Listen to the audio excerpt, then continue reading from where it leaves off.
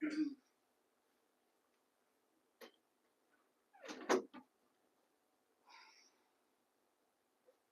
morning, y'all. Good morning, good morning, good morning, good morning. Good morning, good morning, good morning. Now, I didn't try to hook this up.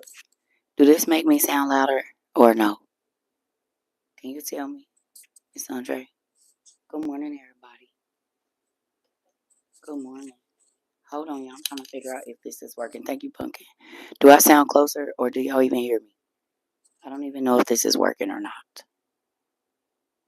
Yes, no, maybe so. Do I sound closer? What about now? Yes, I know y'all can hear me, but I don't know if y'all can hear me just because this or not. Like, do y'all hear this?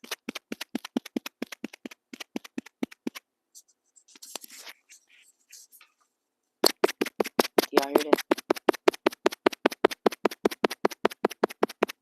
The tapping? Okay. Okay. It's still the same. I don't know how to turn up the volume on it. Okay. Good job. Now, if I start yelling, turn your damn thing down or something. I don't know where to put it. Go. Just right here. Well, that's not throw it.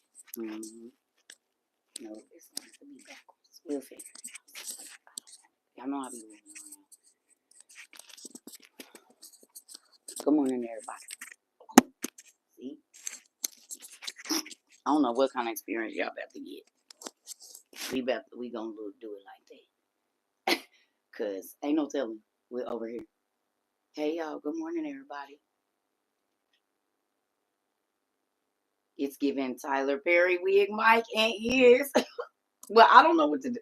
Cause I don't want it right here. My skin I be itchy.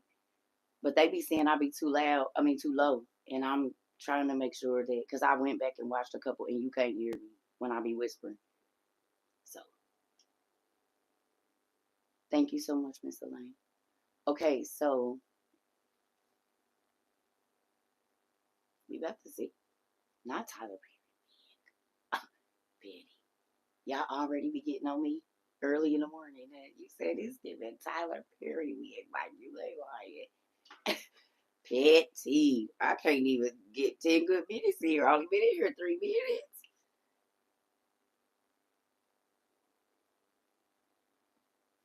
And one of my niecey poos sent me these headphones along. These microphones. I got two. So I just got to figure it out. I had to use both of them at the same time. Thank you. Oh, thank you. I do like it, and it's soft.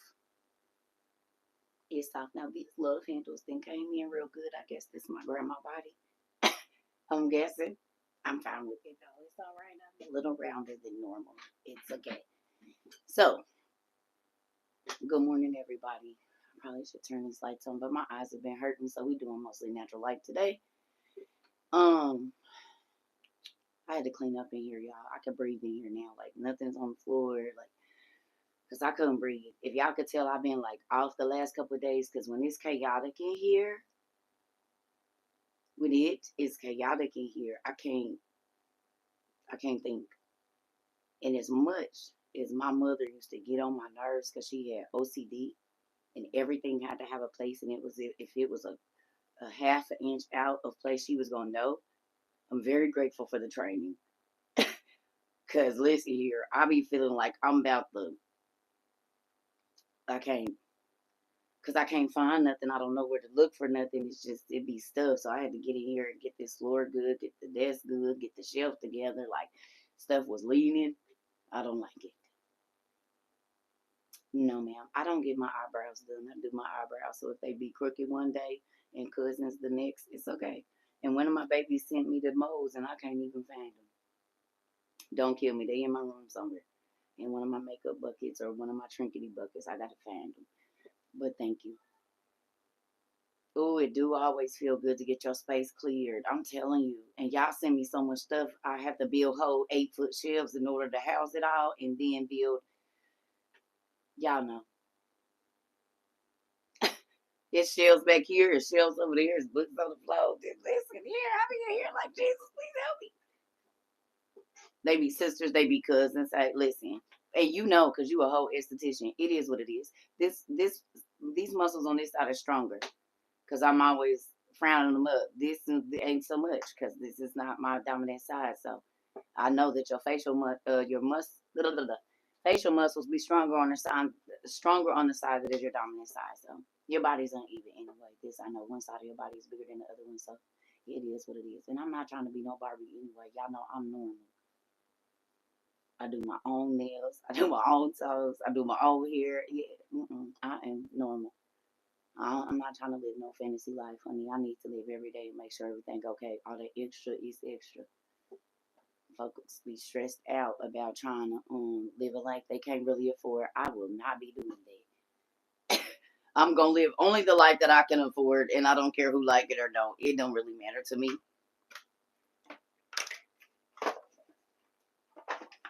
I'm not gonna do it.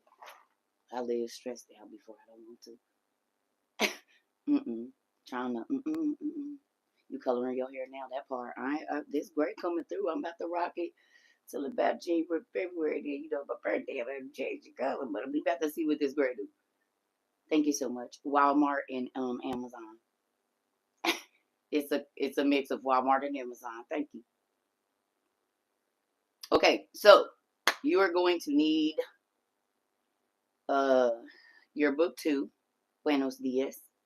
You're gonna need your book too. Oh, hi Pumpkin, hi TT baby. Hi all my TT babies. If y'all sitting under y'all mamas or on your way to school or in school or off of school or whatever's going on. To my homeschool babies, hi TT babies, everybody. Excuse me. So with that, you're gonna need your book too to get the blue out. Okay. Okay, thank you. Um,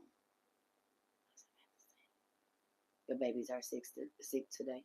Okay, well, did you get them? I had to drink some honey and lemon last night. That's why I sound a little bit better. My voice was leaving. I would not have been talking to nobody. I was just reading the old.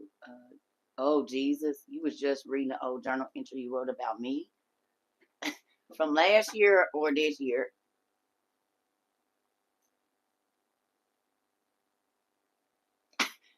Cause if it was from last year, it could have been real mean. Listen, wait a minute. Who Jesus? Don't read it out loud here. I have grown in the last 20 months. You cannot hold me accountable for nothing that I did a year ago. I don't live there anymore. I do not live. If I cussed you out last year, I'm sorry. I don't live at that address anymore. Come knock on this new door, you might get a different circle. I was a little snappy. I was learning how to, navigate on this here Beyonce's internet and stuff. I was trying to figure that out. And now I ain't quite figured it all the way out, but I'm better than I was. I'm better than I was. Okay? The past is the past. I got to leave it there. How many days ago was that? I don't want to talk about it. You ain't gonna get me. No, I don't. I don't even want to. Mm-mm. I left that a long time ago. I'm just gonna leave it there. Okay. Yep. You already tell God thank you for it. Release the thoughts that make your chest hurt. That's what I'm gonna say. Shoot, I'm not even me. The me I was yesterday. I don't know her. That part, Punky. Who? You said what? No, I don't know nothing about that. Okay, so look, you're gonna need your book too. I want to say something to y'all because sometimes I say stuff on here and I'll be like, "Circle, you shouldn't have said that." It be eating in my mind sometimes. I want to tell y'all something. I do not like to throw out numbers when it comes to money and stuff like that about what we do over here because I feel like it ain't nobody business. And so what I said the other day, I might like edit that out because don't nobody need to know how much we do in revenue and be counting our pockets like that. Not revenue, but how much we do. I don't like that, but sometimes people get on my nerves, and I have to let them know that most people in my situation. You're welcome. You're welcome. I haven't. I don't know if I did or not. Y'all, okay, so let me say this to my newbies. I rarely check my inbox on TikTok. Rarely. I don't even, and then they didn't made it this thing where if I can't friend you, your message won't come through. Well, I friend people and they take them away. I don't even do it. They do it. Also, has anybody talked to Miss Yulima? Anybody talked to Miss Yulima? Allen. She has been on my heart like all morning. Has anybody talked to her? No.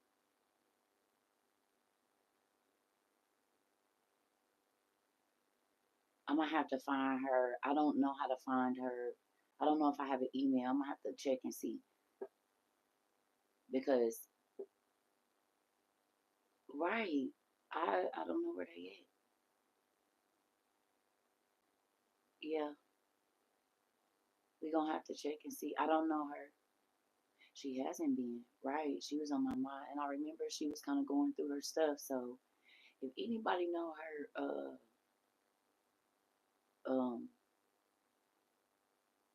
handle or whatever on another social site, please let me know. I'm gonna go through my friends because you know they be unfriending people for me. I don't even have to. They take my peoples and do what they gonna do. So hey, I just want to make sure she's okay because she, I haven't seen her, I haven't heard nothing, and I know she was kind of going through her stuff. So thank you so much. Okay, so you're gonna need your book too. Oh, let me say this too, and listen. I need y'all to listen when I say this. We are gonna have a contest. If you don't already have the book of Josephus, I need y'all to listen to. Don't start asking questions before I tell you, please. Okay? We're gonna have a contest. There's either gonna be two prizes or three prizes. Okay? If you've already won something in one of our raffles, if you got something from us, you are not eligible for this round of the give outs. Okay? Like if you got a hat, if you got a sweater, if you got pajamas, if you got a journal and something, like all of that stuff. If you got anything, because we want to make sure that, everybody is getting a chance to get something when we do, or at least have a fair chance. So we're going to give out um, the book of Josephus. Queen sent in this book, The Complete Works of Josephus. Okay. So if you don't already have this, please do not, like, if you already have it, let somebody else add to their library. Okay. But with this is going to come a pair of wireless headphones. And then we're either going to do one boom box or two, kind of like the one that I have. They're not the same ones, but similar to the ones that I have. We're going to have one or two of those. I haven't really decided yet. And then that will come with the journal. So I know for me, music is life. And when I am journaling, when I'm reading, sometimes if I'm listening to my favorite music or if I can zone out the world when I'm trying to study, it helps. So since Queen sent this, we're gonna send some we're going to send some wireless headphones with the Book of Josephus, and then the other people that win will get a boombox and a journal. Probably is gonna be the deal. Okay? And there's only three. Um there's only three, whatever, and I haven't figured out exactly what the thing. Okay, wait a minute. I just said please don't ask me no questions. I just said that because I haven't finished. You have to listen. I haven't decided what we're gonna do. Like last year, it was the shelf. You had to find out what was different on the shelf, but I don't want a whole bunch of emails. So I'm gonna figure it out. Y'all know I'm a quiz type, whatever person. This is only gonna be open for 72 hours. You hear me? It's not gonna be no week. It's not gonna be none of that because it takes too much, and I want to get them this done and over with. I don't like dragging stuff out. 72 hours from the date that I say, okay, y'all, this is what you got to do. Blah blah blah blah blah. 72 hours from that date, it's over. because I don't want to still be getting emails 2 months later like last time. So 72 hours for this thing that we about to do, and I will decide. I haven't decided what it's going to be. It's probably going to be some type of trivia question like we do, or you got to look. I haven't decided yet, but in the next week this will be a thing. So once everything gets here, I'll show y'all what it is. You know what you want. You're gonna have to do that. Look, I don't want all the explanations. Okay? I want your answer and your dang address. That's it. If I get a whole page of why you feel like, and oh, my life is horrible and I ain't working and this is, I'm disqualifying you. I'm disqualifying you. All I want is the gift that you want and your address and your answer. Do y'all hear me? And you get one entry.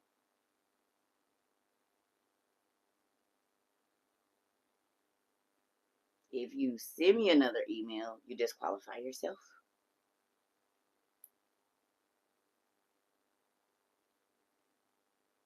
You send me more than one email about it, you disqualify yourself because I don't want all those emails. I love y'all, but this got to be simple because if I get overwhelmed, I'll be like, forget it. Okay?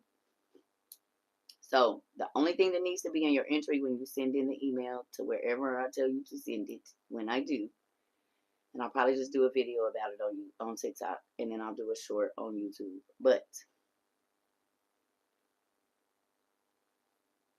also, you need to be registered at CERCATROVA22.com as a WOIU.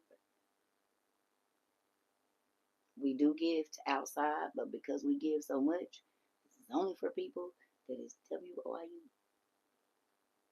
Because we give every day to people. So this is not random, folks. You got to be a WOIU to participate. Okay? You got me? So on your entry form, all you need is your name, your answer, and your address. Correct address. Oh, excuse me, and what you want, you know? So what you want, your name, your address, and then your answer. Okay? And I haven't figured out what we're gonna do yet, but it'll be something. Okay? So that way we're making it fair because y'all give a lot every day. Y'all give a lot every month, and I want to be able to give back. I know we don't have the finances to give everybody everything, but yeah. Ah, thank you, Miss Stephanie. I love how big y'all hearts is too, cause y'all help me be able to do a lot of different stuff. We do a lot of different stuff. It is. It's very scary, and so is life. Okay, so you're gonna need your book too. We ready? Y'all ready?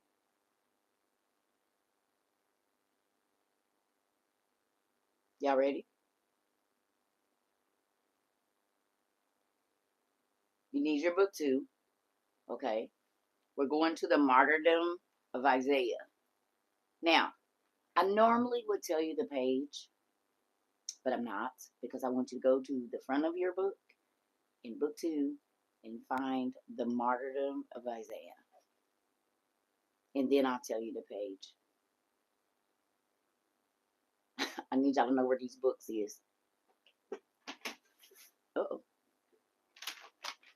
So you need to go to the book, the martyrdom of Isaiah.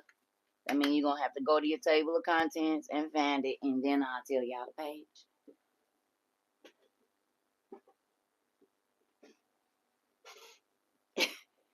Because we got to get more. Folks think out like this, we at church again. So you just ask the answers. No, we're going to start looking and making sure y'all know how to get through y'all books and all of that. Because if you're going to be doing Bible studies and stuff like that, if you're going to be teaching, which I know a lot of y'all are, then you need to know your books in and out. And so, and some now I got so many books, I ain't going to lie. And I don't be having time to sit and learn like I used to, but you all have the time to be able to learn and stuff. So you make sure that you are getting familiar with your books. That's why my OTP other ones look like they do over here. They don't got no beckons and stuff on them. This is how my first copy looks. And I hate to say it, but this is how I want y'all first copy to look too. Ugly. With a whole bunch of markings in it, a whole bunch of lines and drawings and arrows and wows and exclamation points. Your second set you could cherish. Your first set, tear that bad baby down. Your first set, tear it down.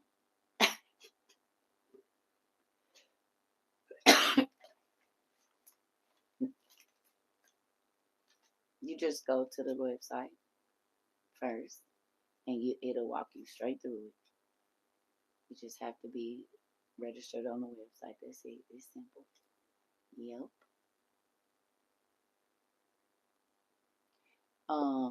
You gotta play around in here. You gotta familiarize yourself with it. Come on now, niche. We is not. I just said I'm making y'all work. You might not have been here for that pork puppy. So today is a work day. You're gonna have to do your research. You gotta get finding. Look, everybody like, wait a minute.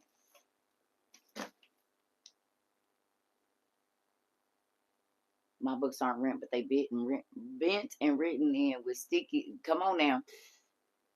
Okay. Okay, Miss Roxy. Well, I'm happy you here. Okay, everybody got it? I'm gonna give y'all a minute. I'm not rushing because we're barely 30 minutes in, and I know a lot of people don't even know we on. Okay, so put a star on your paper. But yep, martyrdom and ascension of Isaiah. I need you to put a star because you found that all by yourself. And I'm not being funny. I'm serious. Because we do, people just come and say, "Oh, what page we on?" No, I want y'all to get knowing y'all books and knowing which book it's in. So just in case you do have to go and grab it and know, that also helps with you being able to put pieces together and stuff like that. So we're not just coming in no more and asking the page, ask the book first, or wait a minute and let it be told to you. So that way you guys can get y'all books ugly. Hmm. Yeah. So thank you. Okay. We working on a lot of different stuff, and it's easy to just come in and get the answers. That's what you do in church. I don't want that. I want y'all to be able to know where to go find y'all words. Somebody said something to me last night. I can't remember who it was. It's like, you got all those, like, how do you remember where in pieces? Because I had to study it over and over. And now since y'all done bought me so many books, it's so many things are put. I haven't had time to put my pieces together in about 2 years like that. Like, I ain't really got a chance to get in here and get my books, but I'm very grateful that I did take the time to read it over and take it in. And that's why I say, don't try to put everything in a timeline and be trying to perfect everything.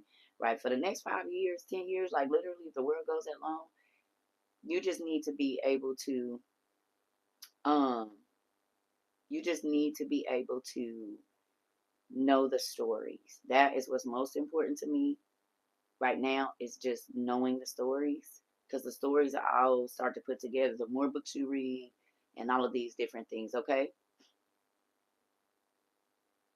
y'all hear me? Okay, so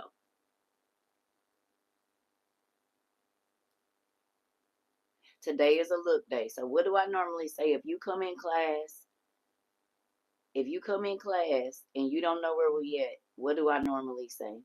What do I hold on though. No, I don't want y'all giving out information today. No, no, stop doing that. What thank you, buddy. I said scroll up. If you come in class, scroll up.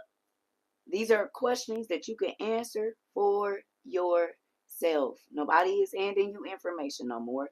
You gonna go looking for it. I tell y'all scroll up every time because somebody else already asked a question. So there's information that you can find.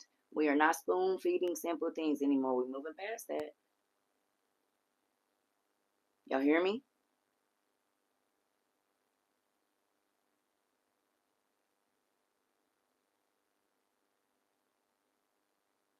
Okay. Because you already know somebody else, but you're gonna have to do some work. Seek and you shall find.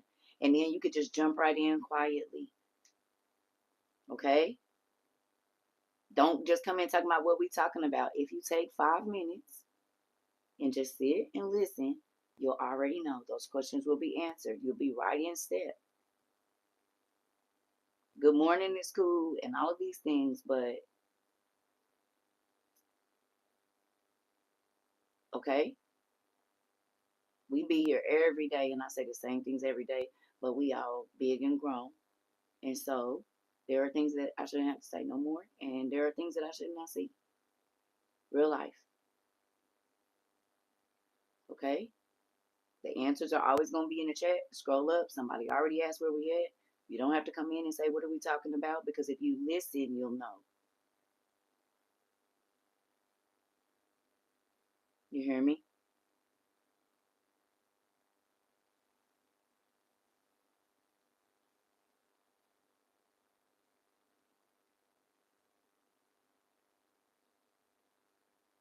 Robert Africa, are you new, honey? Raise your hand if you're new, because I got to let y'all know the rules. Because I kick people out real, real fast. And you might not even know that you're doing something wrong. So that's not unfair to y'all. Are you new here?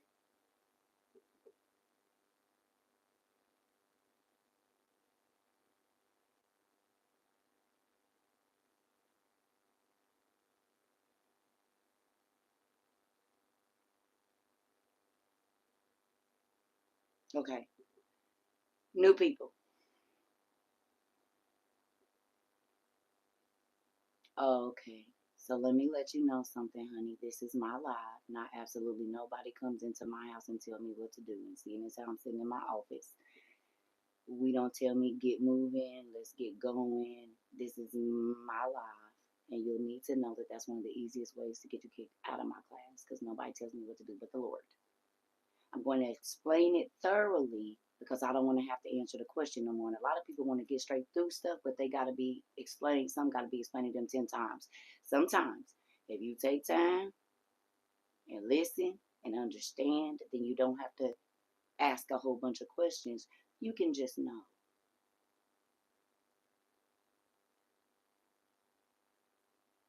I'm not your average influencer. I promise you. I'm going to put the same stuff down that hopefully your grandma and your mama did in here. You use your manners. Can you please pick up a book? Can you please tell me? Nobody don't tell me what to do, or I will ignore your comments. Okay?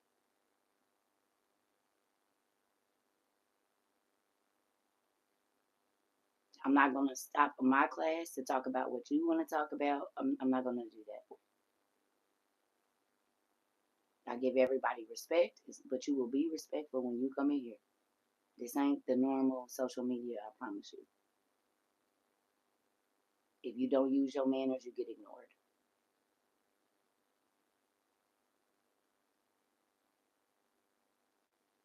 Period.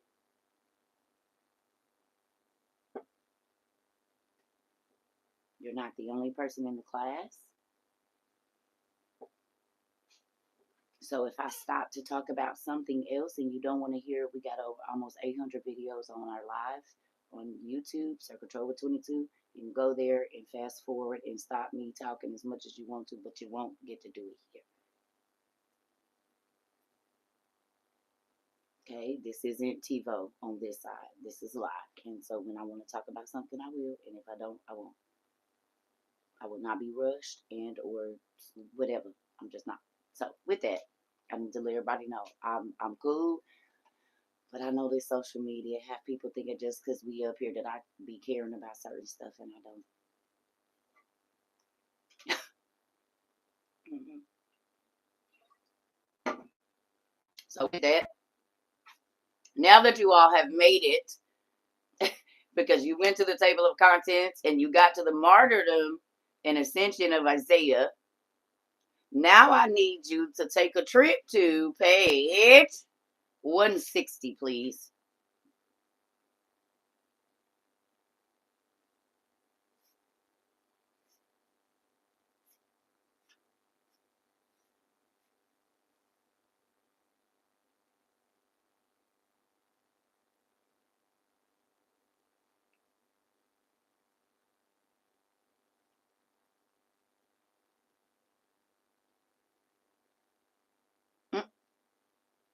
Mata.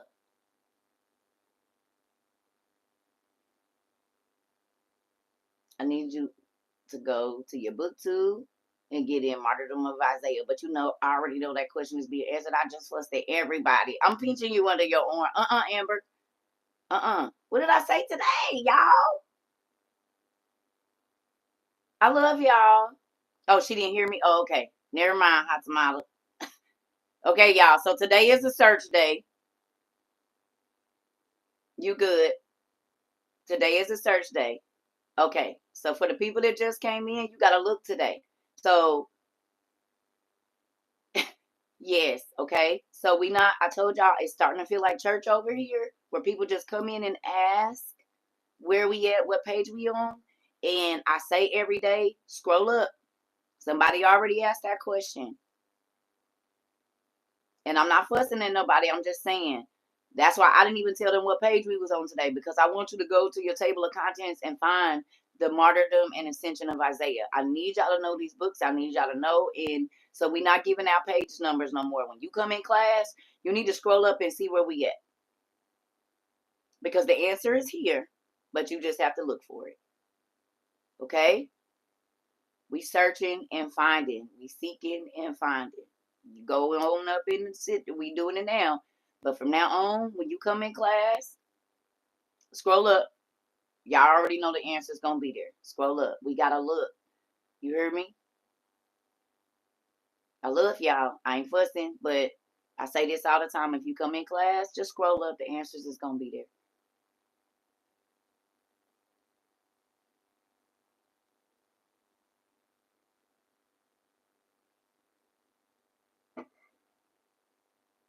No, I'm not going to pin a comment. No. No. I'm not making it easy for y'all. No. I love you, but no. We passed that. We off the milk, if y'all ain't realized. I've been nice. It's been almost 2 years. I don't got it. Because you don't walk in your meeting at work and say, "What are we talking about? What's he talking about now? What page are we on? Where are we at in the manual?" You don't walk in church and say, what we reading that on, y'all?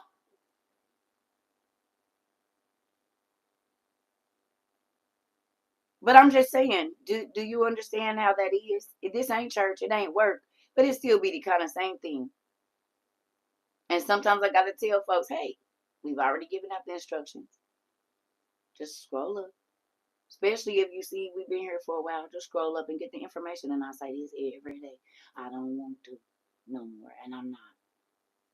But we not spoon feeding you information either. Y'all gotta be able to look.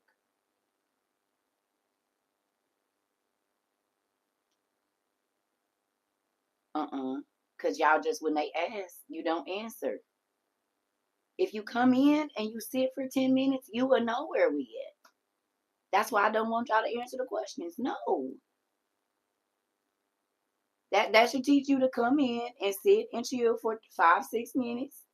So you can answer that question for yourself. What we talking about, what book we in, where we at, boom.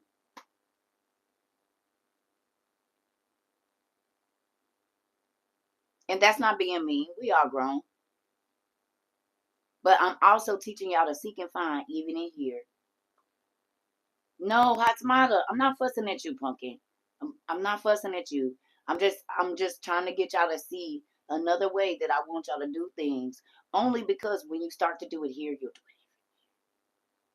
So you won't wait for people to give you information. You will start reading the room and be like, oh, okay, boom. So then it just, even if you go into new jobs, this applies there as well. It makes you look like, okay, you hear me? Oh, okay. So I'm coming in. Boom. I'm reading the room. Okay, this is what we on. Boom. Okay. Boom. Sit there. Oh, okay, I know exactly where that's at. That's page 27. Okay, boom. This is a different skill. And I say it, and a lot of people don't think it's important. But a lot of bosses and stuff, when you go into new training and stuff, if you the one fumbling around and gotta be interrupting everybody to talk to everybody, they paying attention to that. I did hiring, I know. But if you come in, you sit, you got your paper in front of you, you got your stuff together, and you sit and chill. Oh, okay, I know where we at. Boom.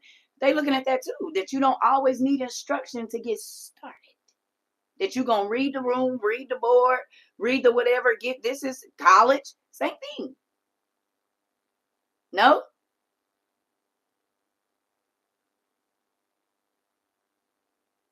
So I'm not being mean. It's just a skill I'm trying to impart into you all that you will take everywhere else. And it shows initiative. It shows, hey, everybody don't gotta give me the answer. I'ma wait, chill out, see if I hear for myself. Then if I don't, okay, boom. Can you tell me where we are? But you don't come into the class or church or office interrupting other people. And I'm not saying that y'all are. I'm just saying y'all get what I'm saying. Y'all know the person. Y'all done said with the person that get to training every month. I mean, I'm in management. Even as a trainer, I didn't spoon feed. Right. But I'm saying, and you be looking at them like this.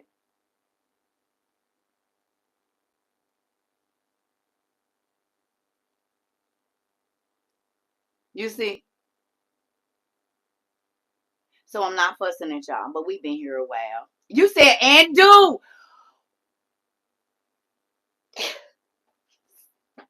See? It's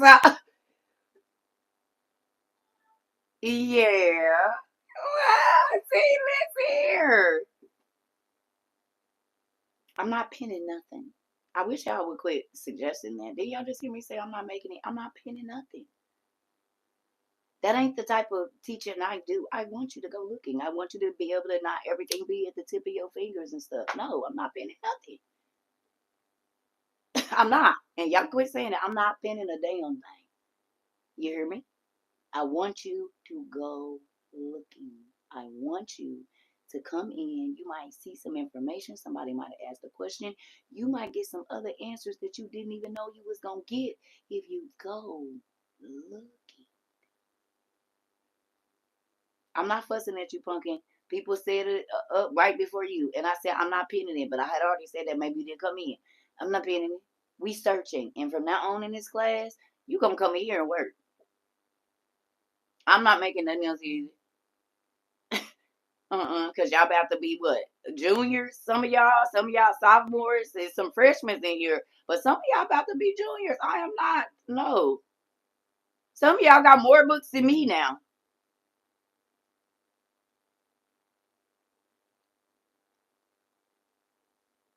And juniors trying to sneak in and be trying. No, y'all going on. Y'all. It's the juniors, some sophomores. Y'all gotta train the freshmen. Come on.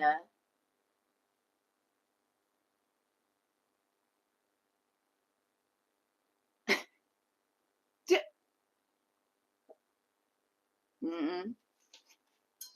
I love y'all.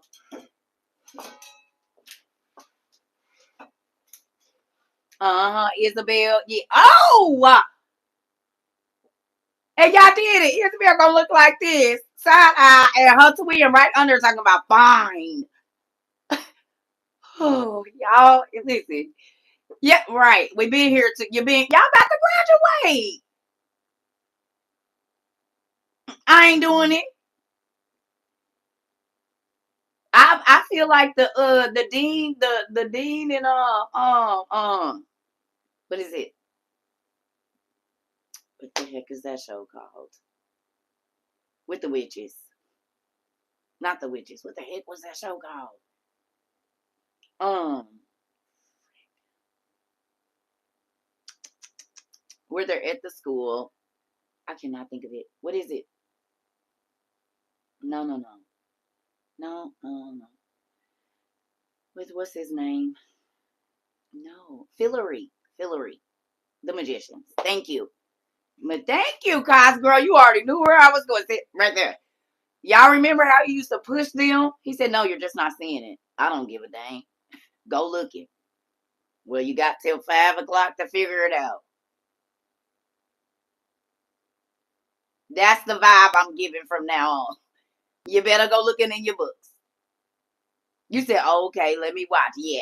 So if you haven't watched, and I'm not encouraging y'all to watch the magicians, but if your eyes are still baby eyes, you're gonna have to fast forward past a lot of parts because there's certain parts in there I cannot watch because it just be too modern for me. You know, that stuff used to be on like HBO at 2 in the morning type stuff. So you're gonna have to fast forward past that. Some of that be a lot for me. But the gist of it all is gonna explain a lot too. So if you can fast forward past the wild and crazy stuff, just fast forward past that. But look at what they doing. Look at where they are and what that reminds you of in our day right now. You'll get what I'm saying. You only get a syllabus in college. The rest is up to you. That's true. And that's where we at right now. Oh, Google is your friend in here. When you hear something mentioned, go search. I'm trying to tell you. And I don't want y'all to think I'm being mean, but y'all been here a while, some of y'all. Right or wrong. How long y'all been here? Over a year. Oh, almost we going on our like third February of hanging out with each other. It's your first time with I'm sorry that you had to be here. Well, at least you got it on. Okay, so you got orientation today. Hold on. You got orientation good. So you already know what kind of thing you're dealing with. Look here. I am the sweetest person and the meanest person you will ever meet in your life. I promise you. But I bandage you back up. It ain't that kind of abusive relationship over here. I'm Dean CERCA TROVA of We Outside International University. Welcome. Come over here to get beat up on, but you'll leave better. We train folks. It's like getting in the ring when you ain't never boxed before, or playing football. You be a little achy at first, but after a while, that burn will start to feel good to you, and you'll crave it. When you don't read, you're gonna be weirded out. Like, what is wrong with me? Oh, I ain't read today. Or you worked on something on yourself. You get to feeling odd. It is a boot camp. We also call it 66ers Anonymous. So if you're trying to shake off the 66 and just saying that is all it is, well, we will help you to recover from all of the religion that they poured on the inside of you. You can get your sponsor here. Someone will help you to understand uh, that's not all. I know that I understand that you were in the bondage of thinking that way but we got 66ers Anonymous here. You find somebody with like-minded and you hook up with them. And so then we have other art projects and stuff here that we do. We have our art program. We have our business entrepreneurship program. We have our we are philanthropists. So we have our philanthropy department. We have our biblical studies, medical studies, celestial body studies. We have film class. We have ancient etymology studies. We have get your cussed all the way out studies, FOFA studies. We got a lot of different studies. We have turn ups on Friday sometimes, and we go ahead and let our hair down, and then that's even music class because then we study music and how it affects your life, even though So there's a lot of things that go on. You just find your niche here. You find your niche here, and yeah. You figure out where you fit. That's all we got for you. That's it. Yeah. We don't judge nobody as long as you don't come in here talking crazy. You can be who you need to be, and you take from our classes what you need and leave the rest. That's it. We ain't trying to force you. We don't want all your money because we want you to spend it wisely. Oh yeah, we teach financial management here too. That's another thing we teach. Family restoration, breaking generational curses. Mostly self-evaluation is the main thing that we teach. Um, because you can always blame everybody else, but you need to see how you add to your own life, the craziness, whatever you're speaking over your own life. Yep, self-evaluation, empowering development. And so we do. We teach journaling around here, get expressing your thoughts. If you live in a situation where you can't freely talk to the people around you, we have an thing you could do with that. We got invisible ink that is only visible like under sunlight or blue light or black light. So you get you a journal from Five Below or somewhere like that. And if you don't feel comfortable to write out your thoughts and your dreams so that other people can see them, then you can write out what you really want to write out. And then you can write a journal entry on top of that, and they'll never even know it's there. right? But we want you to get your secret thoughts out so that the devil cannot plague you with that any longer. Now, this I use with my, they got some pens that write in invisible ink, like, but I use glass calligraphy pens. So I use those to write with this. Yeah, like this.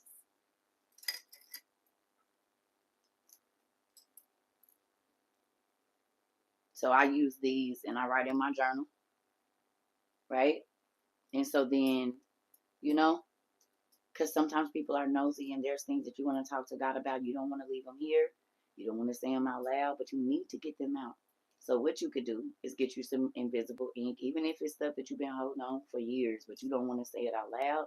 You go get you some invisible ink, and it does work. And what I do is I'll write in this whatever I want to say. Let them tears dry, and I'll let it dry. It is from Amazon, and then I'll go back the next day and I'll write on top of that so that the person, if somebody is snooping through my journal, yes, if somebody is snooping through my journal trying to be nosy, right?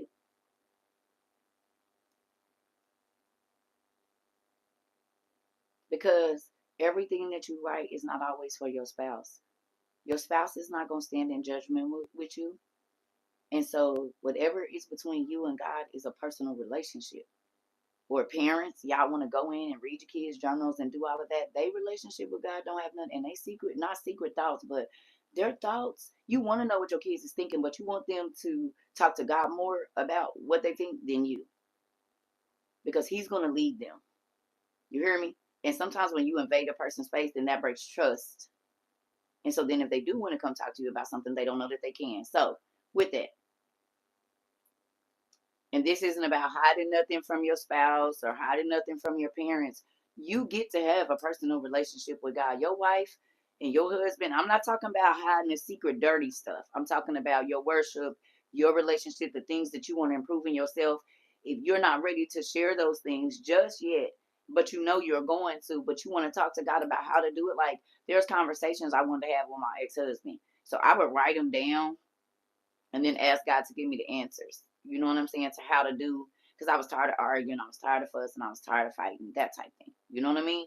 So there's that. And that's not to teach anybody deception, but some things is personal. Some things, if you don't feel strong or excuse me, it ain't even no, gotta be no grimy stuff. Maybe you feel like you failing your spouse and you want to talk to God about it, but that's something that you want to do better at, then that person won't even know until 3 months later or 6 months later. They say, dang, but you ain't even. And then you can show them, hey, that's something I prayed to God about and He answered. You know what I'm saying? You could read parts of your journal to them and say, baby, thank you. You just came and confirmed what I had wrote in secret to God about our relationship.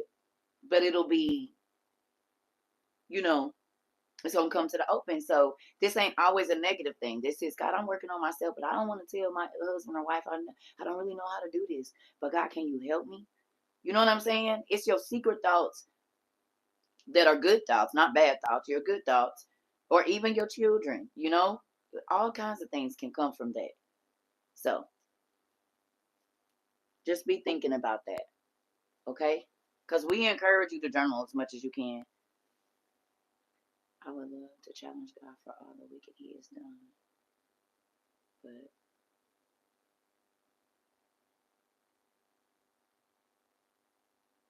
you'll feel crazy if you just snatch that breath right out of your chest and you could go have a face-to-face meeting with Him. Wonder how your family and friends would think about that, because he can bring you to see Him real, real fast. You could challenge Him to whatever you want, because you don't tell your heart to beat and you don't tell your lungs to expand. And if He stopped that electricity flowing through your body right now, you'll be up there to talk to Him real, real quick. And then you'll be able to challenge whatever you want.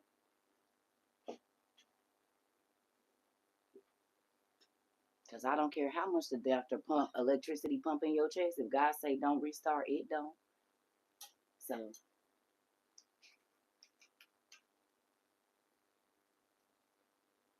we'll go on and challenge Him and get out of my class. I say do it. Let me know how that worked out for you. if you ever be able to come back and talk about it. People want attention as much as they can, and they don't know that clowns is always listen. Go away. Are you that miserable? It's 8 o'clock in the morning. If he ain't talking to you, maybe you should do what I'm telling you to do and just write it down and see if he comes see about you. But would you come talk to anybody that be talking like that? I wouldn't. I wouldn't have nothing to say to him for real. Whatever's going on in your life is on you. If you think you can talk crazy and I'm supposed to help you, wait.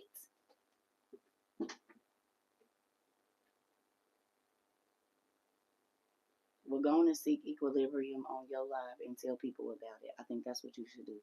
I think the world needs to hear what you have to say, just not in my live.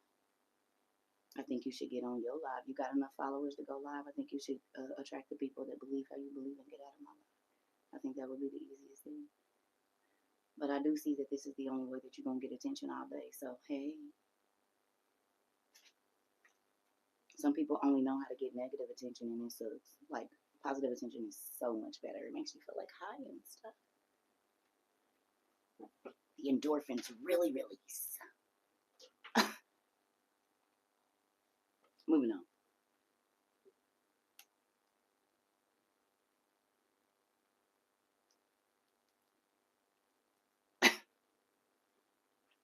Yeah, we understand. Stay around for a while. Moving on. Y'all ready? See, I didn't grow right there. You see me? Folks, it's crazy. Let me go get me some water. Thank you so much. Y'all know this Amazon. Amazon. Excuse me. Amazon. Amazon.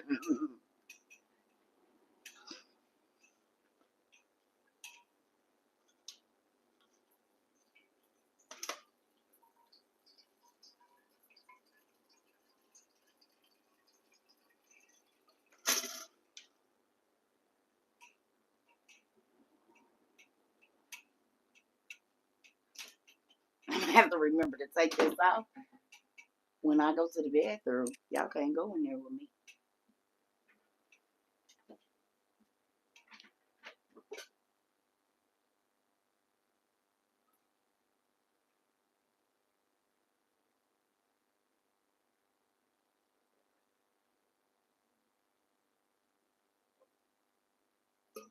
You Betty, Miss Moore.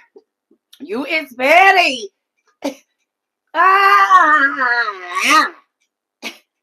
Oh Jesus. She said, what page we on? Now I'm just playing. I'm just playing. Patty. Patty! You said we see you circa a year ago. You would have gave them the business and would have. But I don't have time for it. Hilarious. Right. We laugh till we pee over here. We do not live a gray life. Okay, let's answer that. Who feels like your life might not be as gray as it used to be? Anybody? Petty. You see her over here, I spotted Amber clowning. We do not have time. You said now I need to go watch. Listen. Oh Jesus.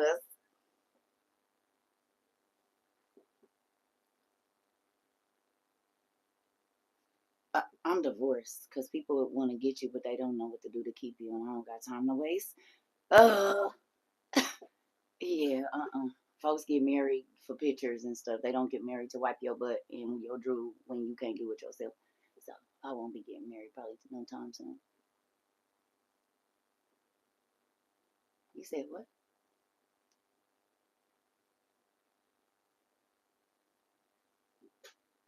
Um, I don't know. Maybe they're not ready to speak on it. You just let it simmer. Just cause you do it today don't mean just some things you learn is just to plant a seed. It's not to point out what a person doesn't do. No, marriage is not overrated. Marriage is the most amazing thing that you can do if you do it with a person that understands marriage. No, it's not actually. But this day and age, we are not taught marriage. We taught marry for money, marry because he bust your back out, marry because she get you together. Like, none of that stuff is marriage vow. Like, if you can't see yourself wiping that person butt and bathing them and all of that, then why is you even doing it? Right? Marriage is amazing. You just got to do it with the right person that has the right goal in mind. No, marriage, yeah, marriage is great. And it's sad because, like, what people get married for now, it don't, they be business arrangements. They don't, that ain't marriage. People get married for business arrangements now. How on how they gonna come up? They already plotting on what they gonna take if y'all get divorced. And oh no, hell no. I don't want no parts of that. You said what? You got on that what? Oh no. I believe it. You hear me? People don't get married for the right reasons no more. They get married because they like the way you look. Well, I ain't gonna look like this in 50 years, idiot. Everything gonna be another place because I'm not getting cut on. So you better,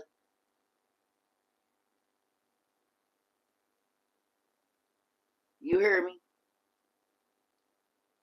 Listen, I'm gonna tell you. Look, hold on, look. Wait a minute. Jewel of Yahweh, come over here on Friday. I believe it's some Circa Littles here in the last 2 years because CERCA TROVA, the DJ, baby, how you looking at your spouse like, you hear me? Come on over here on Friday. I get that spark going for you. You hear me? I'm trying to tell you, but you want to put your little kitten heels on. Go in the closet, get you some wine, put the kids up. Okay? I got you. I'm trying to tell you, bring him on in. But like the little y'all. Listen now, wait a minute. You said spark. You said I got you. I got come on in here on Fridays. Now sometimes it be a little you gonna have to turn you might have to turn the music down. But first I'm gonna get you all worked up and then I'm gonna slow y'all right on down. Everybody go get in the shower and do what you do. I got y'all, don't worry about it. I believe in love, honey. And I love love. You hear me? I love to see couples happy and giving each other the eye. And I'm gonna help. You hear me? It don't matter if I'm single. I don't care. Some people haters because they don't have it. And so they don't want other people to have it. But that ain't how you get it for yourself. When you encourage, when you foster love, then you get more love back to you. I know it's some circle littles here because of some Friday nights. You know what I'm saying? Get that little Jesus juice, go out and she be there getting it, breaking it down. And he like, oh yeah, I forgot she knew how to do that. Oh, wait a minute, hold on. Y'all gonna go to bed. Me and your mama, we gonna have some time in here by ourselves. We trying to get the kids fed on Friday. Put them to bed. Get in your room. Go. I don't want nobody. Y'all better not come upstairs. I done got your pizza. You got your game. Matter of fact, you got some. Listen here. I'm gonna help y'all out. And see, that's the thing. A lot of people learn over here. We ain't fake.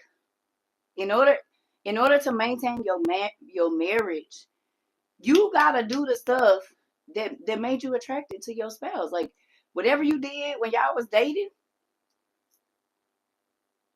do that. You're not too old.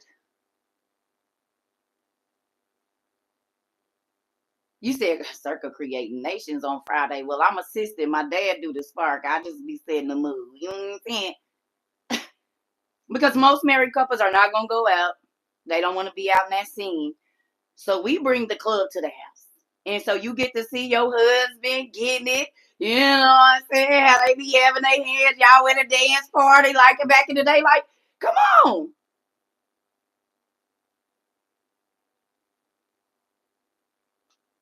But y'all didn't have to spend no money except for your little drinks. Y'all got to be in y'all room or wherever else it is, listening to music, old time, having a great time. Like, you ain't got to worry about nobody being all up on your girl, all up on your dude, because it's only y'all. Act like y'all at the club. Put your freaking girl dress on. Bro, get all dressed up, smelling good. You know what I'm saying? Walk around in the room with your drink in your hand. You know what I'm saying? Hey, little mama, how you doing today? Like, come on. Go get y'all some costumes, and not the normal kind. You be a damsel in distress. I'm gonna show you the dress to go get. You go get this right here. This way the kids don't even know what's going on. So they gonna think y'all doing a fairy tale. Y'all go get this right here. Okay? Ladies, go get your princess dress. All right? Do your little braid up, beat up something. Oh boys, I got y'all. Y'all go on and grab your night outfit. Okay? And then let her be a damsel in distress. And back then, they didn't have undergarments like we have now. So you can hide a sword in here and nobody would know. You hear me? You see what I'm saying? You getting me? All right. Once upon a time. You see what I'm saying? You can hide a sword because they got the little thing down here that like the chains at the bottom. You can hide a sword right here. You see what I'm saying? It covers. You just gotta get your size and make sure you put your shoulders on. And then you say, hello, damsel. Get your sword. I am here to offer my hand of service. You see what I'm saying? You see where you at, brother? You got me? You get me? To the maiden.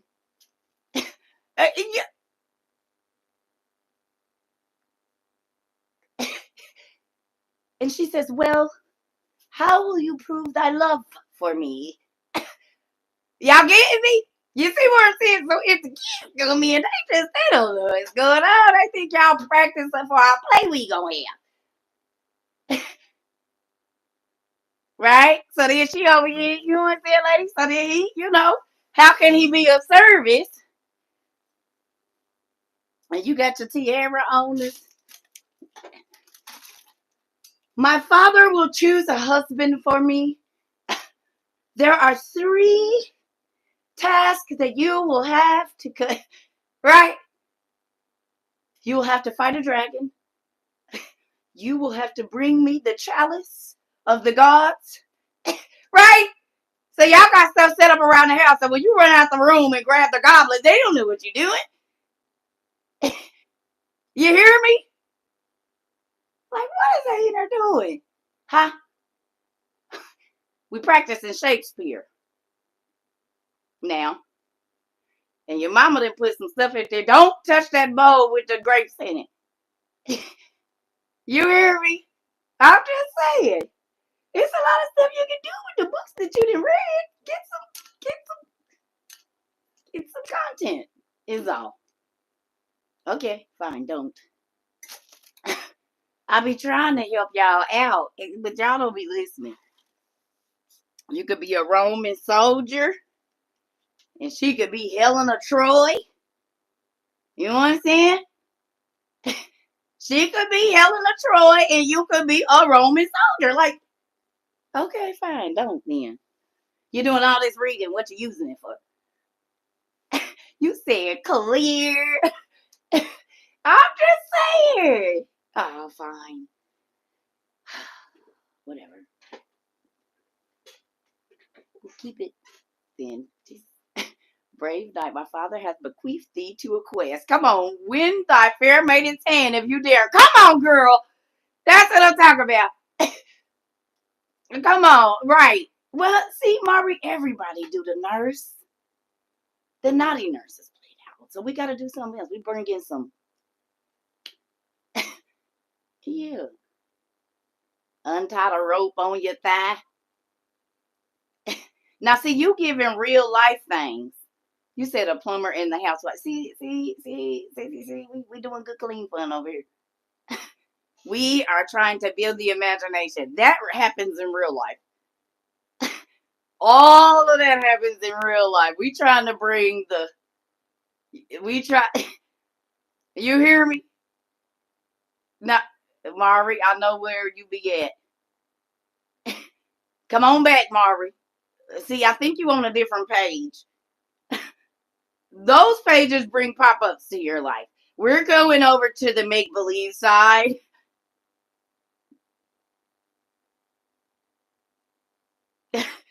Mm-hmm. Them will get you a virus. We're going to stay away from there in more than one way. We going over. Listen here. He said, well, what about the plumber and the housewife? Well, that really happens. That might make you think about the time he cheated on you with the lady across the street when he said he was at work. We good. We getting away from that. Listen here. Right. We playing vampires and zombies around here. You know what I'm saying? You see what I'm saying? We got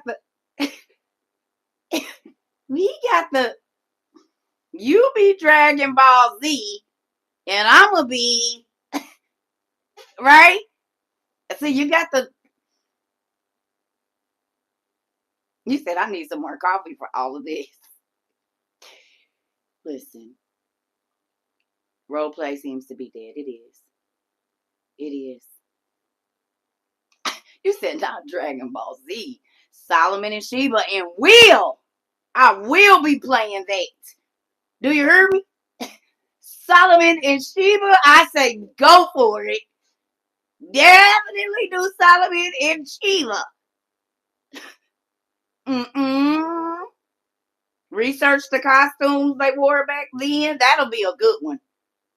Y'all might have to get a staycation for that one, though. Y'all might not be able to do that at home. You said Solomon and Sheba. And yes.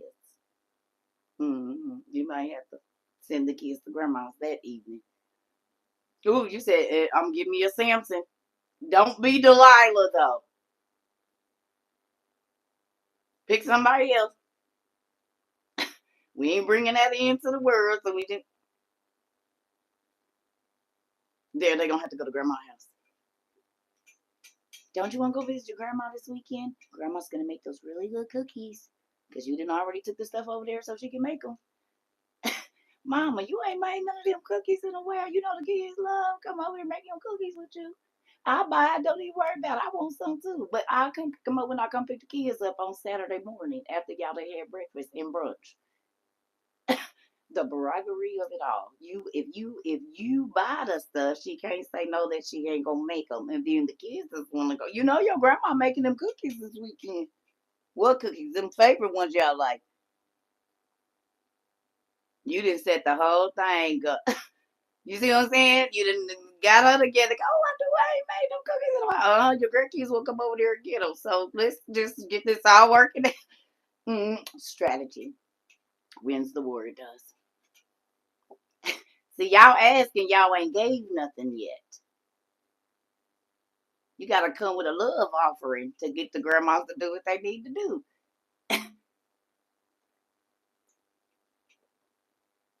Right. Buy all the cookie cutters, buy the icing for them to eat, the hot cocoa, take it all over there to grandma's house. Yes, you got to come with a love offering. You got to come with a love offering, honey. You said, I be in the sideline watching. I ain't got nobody this part. Me too. I be in the sidelines as well. Tarzan and Jane. Definitely got to do Tarzan and Jane. Oh, yeah. Uh-huh. Yep, that part. Get your princess dress. Come on now. And yes, Miss Monique, that part, we going to get all your stuff because grandma going to let you twiddle around and be army people and everything. Oh, you said, and they gonna be wondering where the extra people came from in 9 months. And man, that part. So, hopefully, all of those ideas help with bringing sparks back. Now, I ain't saying bring no, but the Lord brings forth life. So there's that. Oh, okay, I got you.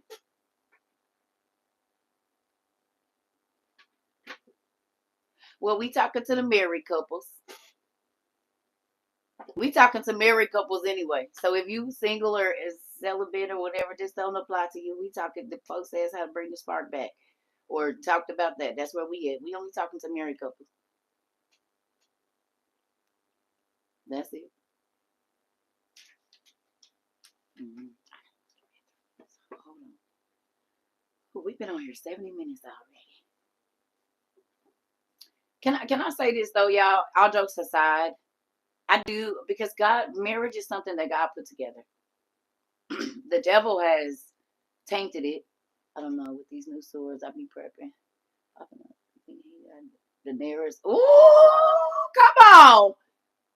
All right. I forgot the nearest, honey. I forgot Game of Thrones and Will.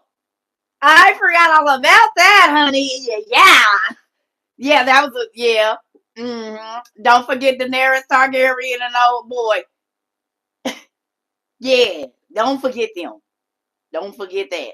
You can get the little pillows all on the ground and stuff. Hey, you can go get some piping and hang it from the ceiling with the clear hooks. You know what I'm saying? And then you have to take them down that evening. But then have that all around your bed, all nice and stuff, over in front of the closet on the floor or something. You know, make it like I Dream of Genie on the inside. You don't need a lot of space. You just need a nice little carpet and some pillows and stuff with a tray in the middle. I forgot all about that, girl. Yeah, Daenerys, honey. Yeah, don't forget them. And Cal Drago, what is his name? Cal Drago, what is his name? Cal Drogo or whatever. Don't forget them. You said yes, ma'am. Listen here. Drogo, yeah, that's his name. Yeah. Don't forget that. Don't forget them. You said wrote that down, top of the list. Look, Queen, like, yeah. Ooh, Israel, like, yes. Look at y'all. I love it. I know they got their outfits on Amazon.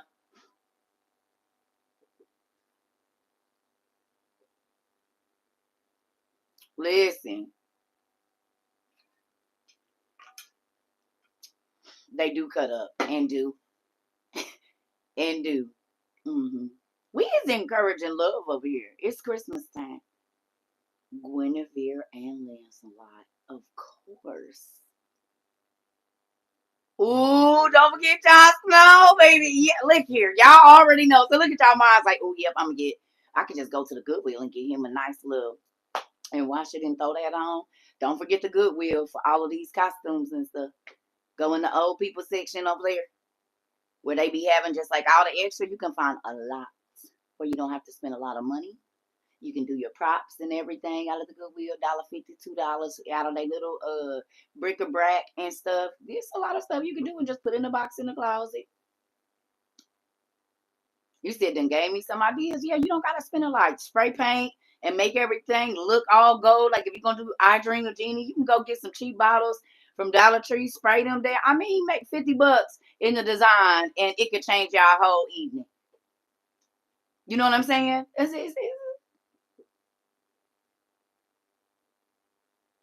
You hear me? Invite her to the wall. Come on now. Invite her to the wall. What you just said? Get her up to the heights and let her see some stuff. You see what I'm saying? Take her all the way to the top. You see? I'm excited for y'all. I am excited. Oh, yes. I'm excited. I'm excited. I'm excited. Have him out there roasting the big old legs or something like over the fire. Y'all sitting out there. He feeding you big old like pieces out the pig head or something. You ain't saying like y'all done really fought some kind of battle. Go get you some fake fur coats.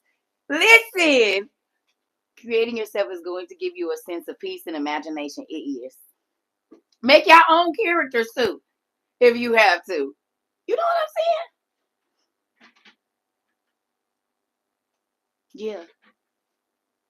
I'm excited for y'all. I am so excited for y'all. I am. Give me a minute. I gotta go run to the bathroom. Then we're gonna get back on this. This is the thing, y'all. I got some good news. Check your email soon. I definitely will. Y'all, okay. Ooh, love the Cersei outfit at the good.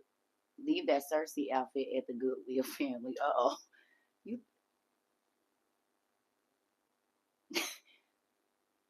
Which one?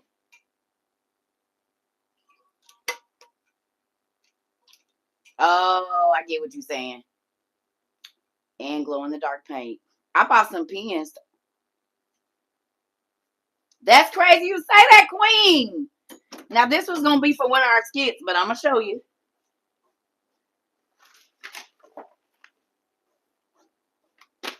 One of these times that I was gonna be a soldier of some sort.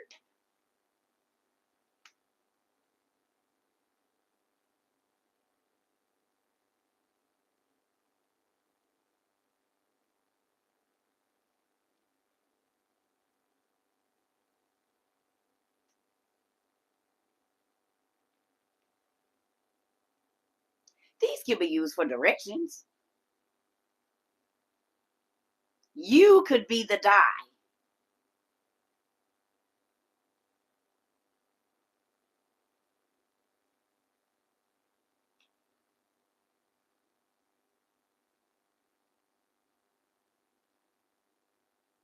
You hear me? Instead of rolling the dice where it says do this or do that,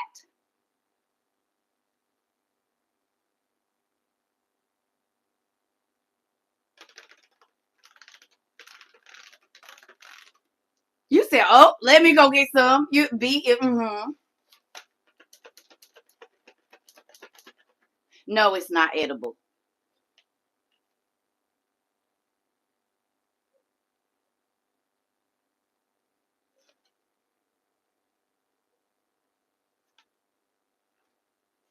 Okay,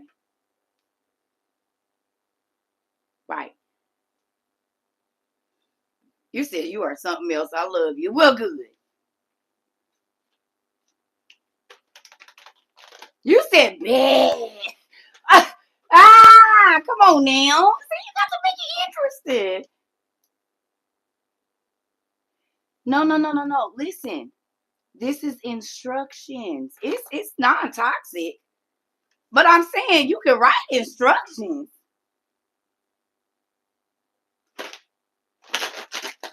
Arrows. You see what I'm saying? You said, and I'm an artist. See, you see what I'm saying? You can write instructions. It's body art. Arrows and swirly things, and you become the dice, is what I'm saying. Instead of having to hit it and say, oh, this and this. You got the bullseye in bed. Right. The bullseye. Right, right, right, right.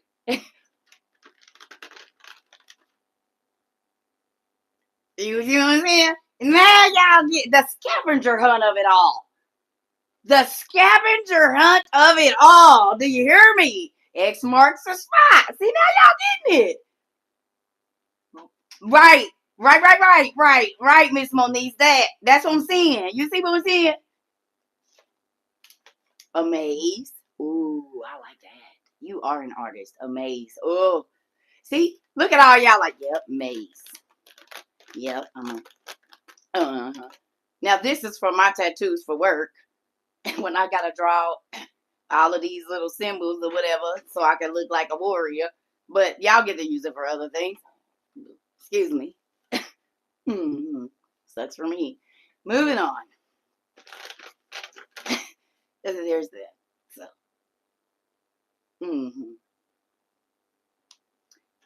Because we believe in love over here. My client said something is going to go down if you do that. She over here trying to look at my.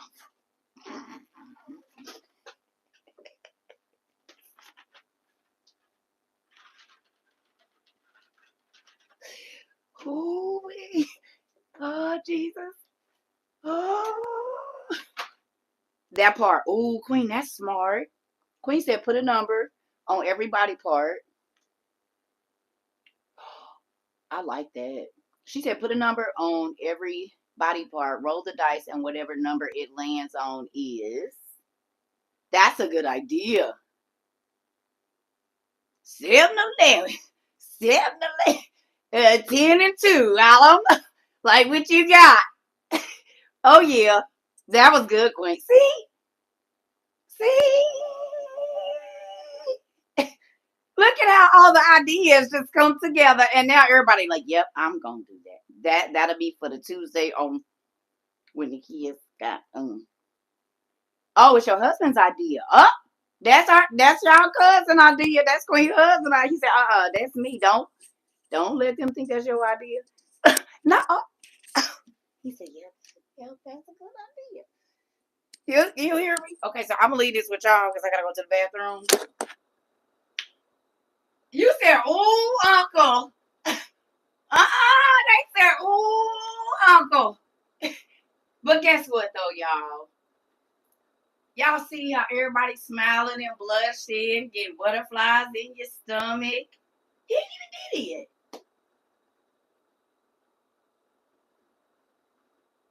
Imaginations are running wild. Do you see? Y'all smiling, cheesing, brain cells just firing. Like, oh yeah, and then You said do it. Yep, do it Friday and on Wednesday. Oh Lord Jesus. Okay, it makes me excited. So see, in just that short time, you see what I'm saying? You said I'm calling the hubs now. I'm about to go. Well, fine. Oh Lord Jesus, it is about to be so. Thank you, Dad. What's his name? I can't think of his name. We about to bring some families back together. What's his name? Life Jenny. Oh, hey, Miss Judy. We about to bring some families back together. The kids got to be like, Mom and Daddy, I don't know, they ain't been arguing or nothing. Daddy keep bringing up flowers and stuff, taking her lunch to work. What's going on with them? And then y'all know what's going to happen. Who want to know what y'all just about to start with that? One? Yeah, Circa Littles probably will be. But the other thing is the relationships around y'all. The relationships around y'all. The same way people have noticed your change and how you're calmer, how you're not doing this, how you're not doing that. The people that are having problems, they don't start to come to you.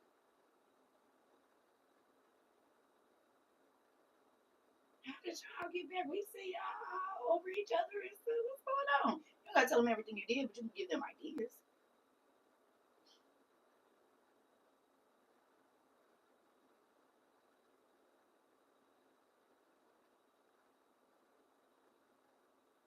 You see what I'm saying?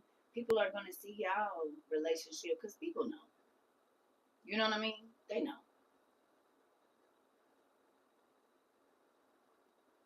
You see what I'm saying? So then people will see y'all relationship going. They gonna ask, and y'all can give them tips. Oh, come on, and the ministry continues. We bringing relationships back together, keeping the sparks together. You see what I'm saying? Speaking that fire back. Come on now, and then y'all can help other people bring their fire back. And so then everybody just be all happy, and then everything be. Not, it ain't always gonna be good, but also you're showing your children what to do. Not that part of it, but they know y'all used to argue. They know y'all used to be close, and now something changed. They don't have to know what it is. But if you do have adult children that are married and struggling, then there you go. Because you know when you see what you saw when you and your kids. So this is just, hey, I'll keep the kids, y'all go, and then put them up packaged together. Some markers, a pack of dice, and some whatever. If you see that your daughter and your son-in-law is having problems, or your son and you're not being in a business, but you can bless their marriage with something that might help. You see what I'm saying? And you don't gotta know how it turned out. That ain't none of your business. If they ever even used it, it's none of your business. But you'll know if they used it because they gonna come back with some more. Like, what else you got, mom? Girl, he didn't. Mama, dad, where you get that from? What y'all? No, don't worry about it. Did it work? Okay, that's all you need to know. You see what I'm saying? This is a good basket or Christmas gift or gift to give out for people that you know are struggling in their marriage. They call you all the time about how things are not like they used to be. Good gift. might spark something up and they'll remember why they love each other. You never know.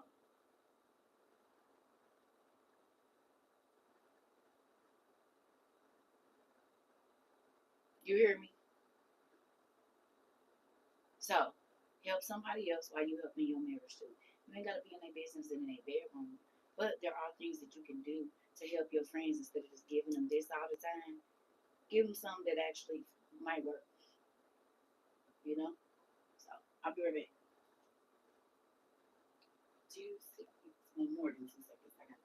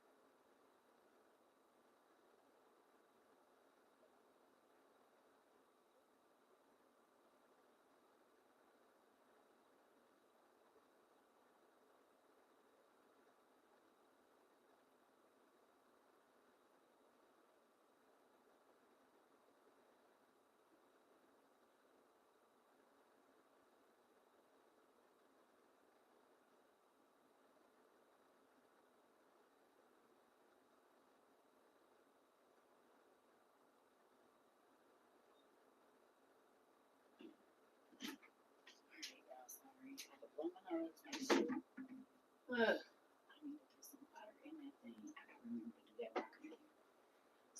So I want to say this too, y'all. Thank you for participating in the stuff that we do. Because we talk about a lot of different stuff, but I believe that everything that we talk about over here help everybody life. You know what I mean? Or even if you're not married and you a young person and you engaged, you're listening to the older people say, oh, after 20 years or 7 years. So you're getting tools early, right? You getting tools early that'll help you in your marriage if you just, you know what I'm saying? Put them scavenger hunts. I love scavenger hunts. And I absolutely love some of my favorite things to do. I like stuff that make me think. I don't want to just know the answer. I want to have to figure it out for myself. And that's just me. But I don't want you to just always give me the information easy. Come on, that part, that part, that part. 16 years, come on now. That's why I said if my ex could have got it together, but if you haven't been taught relationship or you don't even want to learn it, it's pointless. You'll be lost and drove yourself crazy. You are being drove yourself crazy, and I ain't doing that. I'm only doing marriage with a person that wants to understand marriage. I'm not doing marriage with nobody that think marriage is just a piece of paper and I can do whatever I want to do and we supposed to stay together. And what? No. You want a roommate. You don't want a wife. Or you want a roommate. You want a sugar daddy. You don't want a husband. You know what I'm saying? We're not doing that. Thank you. You know, we got values. We gonna have values. No, we don't just want just anything. Yes. And some people weren't taught relationships. So you have to know that when you marrying a person. Like I know people, and then we're gonna get to this. I know people that will say, you know, uh, marriage is just a piece of paper or whatever. But a lot of people they wasn't taught how to be loyal. Like people think because you've been together, and I'm not saying nothing to nobody. But there's a lot of people that just stay with people and they wasn't happy the 15, 20, 30 years they was together. They was just scared to leave. Right? So then someone that I know used to say, "Oh, well, my parents been together this long, but she been getting cheated on the whole damn time he been with her since they got together. He's still cheating on her now, and they've been together 30 years. Is that what I'm supposed to be? Just because he come home, I mean, you let him.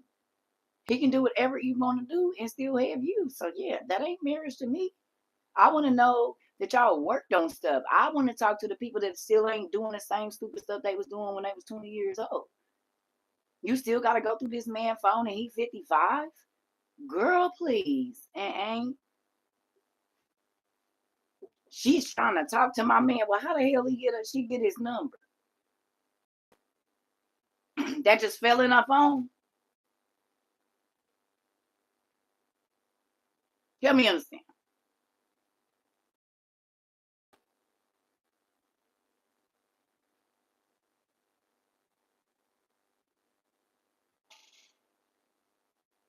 She ain't chasing your man. Your man is chasing everything he can. There had to be an exchange, honey. Thank you, Pumpkin. You see what I'm saying? And I'm not knocking, I'm saying, but if you working on it, you see? But if the first thing that you do, whenever you don't do something that your spouse like is go lay up with somebody else, you don't want to be married. You could have went to a coffee shop, journaled, went over your homeboy house, homegirl house. You didn't have to do nothing. You wanted to do that. Because believe me, and I was only married for 5 years. I used to be like, and I would say it I'm gonna be honest. I would say, I see why people cheat. I see why they do. I could understand. I didn't, but I could see why they do. But to me, and y'all might not like what I got to say right here, and this is why CERCA used to be getting like hit in her eyes and stuff. But before I cheat on you, I'm just gonna leave you. And I don't mean leave you and go cheat and come back. No, I'm just gonna leave you. I'm just gonna leave you. Because anytime that whatever you do makes me want to go lay under somebody else, that means something ain't right here. And if I can do it, because when you in love with somebody, you don't even want nobody that close to you. Can't no man even in the line. You be like, bro, back up. Or okay, hey, I got a woman. Move. Calm down. You a little too close.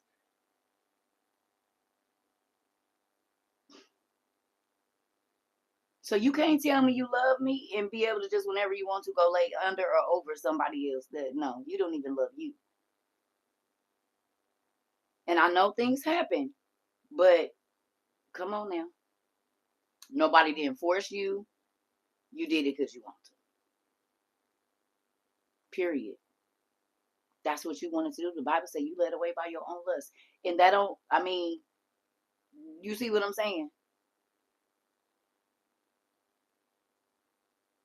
You hear me?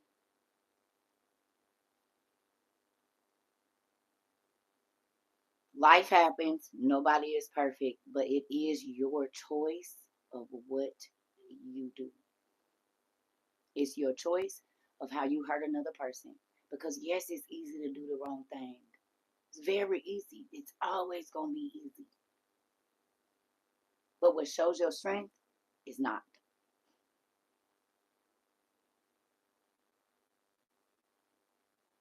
You hear me? I know you strong when you had every right to do what you did and you don't. That make me love you even more. Because you could have, but you thought about me. You thought about us. You thought about how important I am to you. Like that's a different level of strength. And even if I can't have you, I'm still not gonna do no crazy stuff. Like I'm not gonna do that. Just because you hurted me, I'm not gonna hurt you.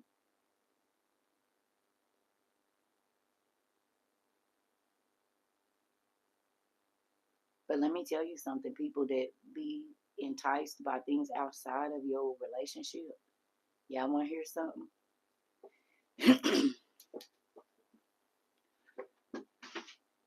Think about you being in a management position at work and you have the most coveted position. Like everybody wants your position. It's the perfect position. You get off at 3 o'clock.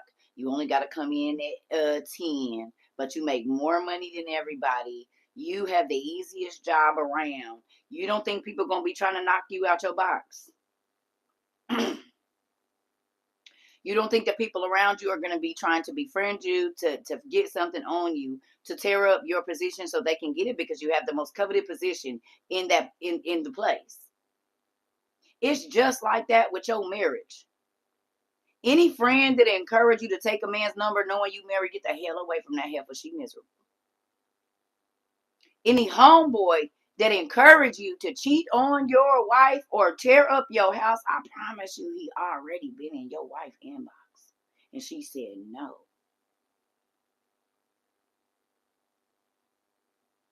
He already been in there. I promise you. He done already said 18 slick things every time you walked away to go get some food.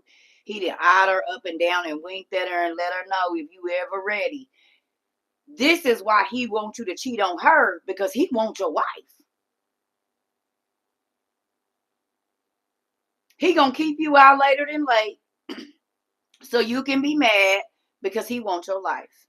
He see how she take care of you. He see these little buckyhead heifers he dealing with don't know how to cook. She make sure you clean, fresh, you're stuck together. Make sure y'all money straight. Yeah, that nigga want what you got. He telling you to go get hoes because he want to move in your house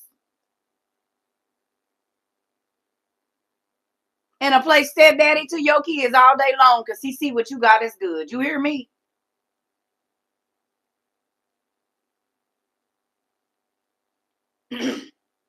That happened to me. She would not leave me alone. And dudes be on that same thing. Promise. Promise. Promise they do. Jealousy and envy. Like I got homegirls. I'm telling you that when I first got married, they'll like call me at 5 o'clock in the morning. Like, girl, what you doing? And try to I'll call you back. My husband home. And what? I just hang up. Nigga, I just said my husband is home and we about to chill and you gonna say and so you think that you tripping. This ain't that. I don't even know why you thought that was gonna fly. Did you hang up on me? I did. I just told you my husband is home and I'm not about to sit up and listen to whatever you got to say. And you gonna say and? That means you don't give a damn about what's going on over here. Get off my line. Don't nobody care about him. You don't. And you shouldn't. You right. But what I'm not gonna do is put you in front of my husband, girl. You stupid. You said, baby, that happened to me. I'm trying to tell you. Listen, I ain't that kind of friend. Yeah, y'all ask me when you get a Mr. Circle, I ain't about to be on here all day. And damn sure not all nights. Unless he work nights, babe. And if he work nights, I'll be up with y'all at night and sleep in the daytime. What you mean? Huh? Is y'all gonna wipe my tail if I can't do it myself? No. No. Y'all not coming to keep me warm. Y'all are not coming to help pick these groceries up. Hell no, I'm not.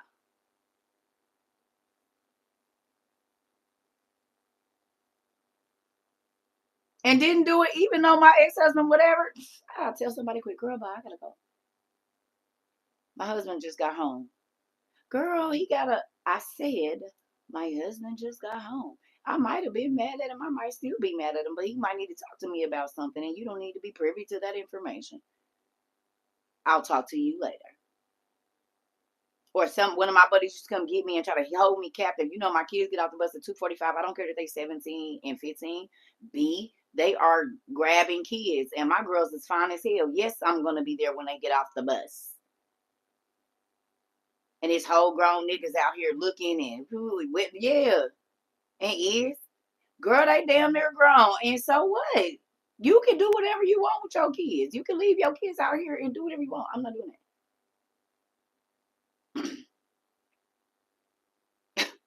Listen, you hear me? You tripping. Girl, them kids is grown. And that's why your kids is always mad and irritated. Because you don't care. You too busy out doing whatever you want to do. You don't care. But I don't want my house to be in an uproar. So I'm gonna make sure that food ready when they get home or within the next 45 minutes. When my husband get on, he gonna get in the shower, but that food already hot. And if he hungry because he didn't eat his lunch or he didn't get time, he burning his mouth. And I'm sitting on the couch watching everybody eat. When they go to take a bath, it's bottles and bottles and bottles and bottles of body wash, plenty of different deodorants, several different types of toothpaste. When he get up to fix his lunch in the morning, he ain't got to spend no money. Because either he gonna have leftovers from last night, or there's plenty of stuff in there that I know he like that he can take and put in that heated lunchbox that I got him. That steam up his whole front of his truck while he eating.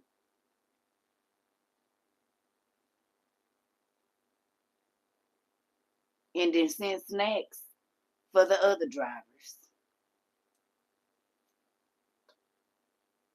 Man, did your wife make any of that chocolate banana bread? He come on the bag. Can you make the guys? I gave him some. Well, you need to.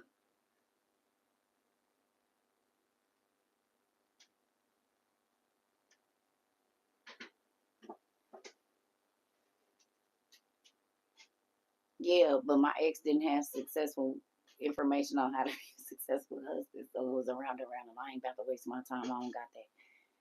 Yeah, I'm not throwing my purse before the swine, not another time. You hear me? And I'm not saying he a bad dude. It was just certain life skills he didn't get, and understanding relationship was one of them. And you can only go through certain things so many times before you understand that a person is not gonna change, and you just wasting your time and spinning your wheels. And I don't do that with nobody. I'm not gonna keep repeating myself. I can't live like that. It'll drive you crazy. You hear me? It'll drive you. Will start thinking you crazy. That's why I be telling y'all to journal. No, you ain't crazy. This happened last month on the exact same day, on the 25th. And that ain't about clocking nobody. It's about you not about to drive me crazy. I'm tired of saying the same thing at the same time of the year every year. No. Then that means when I'm 70, I will be still having the same conversation. I ain't doing that. Man, ain't. You don't get to waste my time like that. I don't care who you is. Mm-mm. No, it ain't through his stomach because I did all of that. I handled the bills. I did all of that. I did everything. He didn't ever have to go do nothing. He just had to work. And I did start making him wash his own clothes because he didn't really know how to do that. So you need to learn. You 40 years old, you know how to wash your own clothes. But that's it. And take out the trash. He had to take out the trash, wash his own clothes, and work. That's it. Everything else in the house, I did it. I built the furniture. I painted the walls. I laid the towel in the bathroom. Everything. Went grocery shopping, stocked. I did everything else. Ground the meat that he ate. Made the butter that he put on his bread. Literally made the bread and the butter and ground the meat. No, he didn't have to do nothing.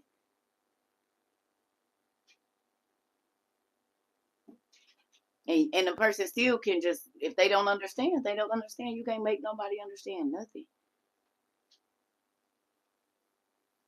Mm-mm. And I don't believe in wasting time. So, because some parents don't teach their children relationship. And when you spoil your kids, you don't make them be held accountable. You let them throw fits. They think they can do that in a relationship. Don't nobody care about none of that. When you let your kids have their way and be spoiled, they're going to do everything that you see them do, breaking stuff, throwing stuff, running, hitting, and fighting. They're going to do that in a relationship because that's what you letting them do. And so then people have to deal with your hellion in a relationship. You coming over here tearing up my stuff, talking about breaking my. What is wrong with you? Because you mad?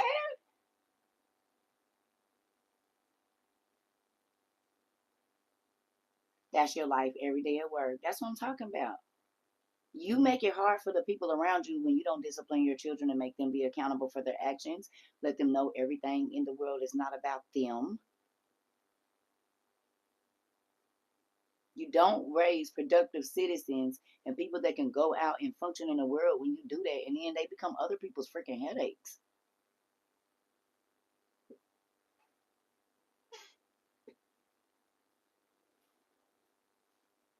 Don't nobody want to deal with your bad kid, your disrespectful adult, or nothing.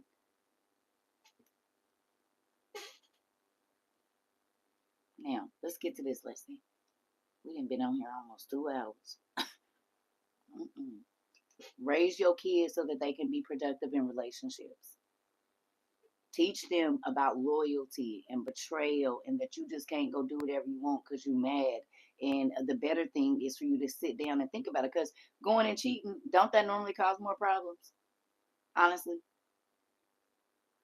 Person calling the house now they on the Facebook and all of this and all of that. You got to worry about if they gonna show up at the house or being followed you home.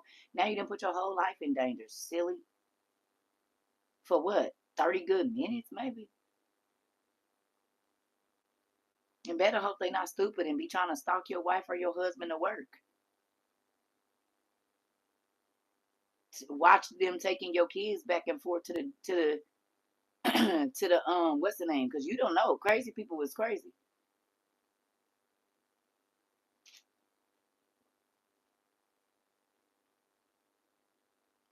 Not for no temporary time because you mad. Take your butt to the library and sit and read a book. They piss you off.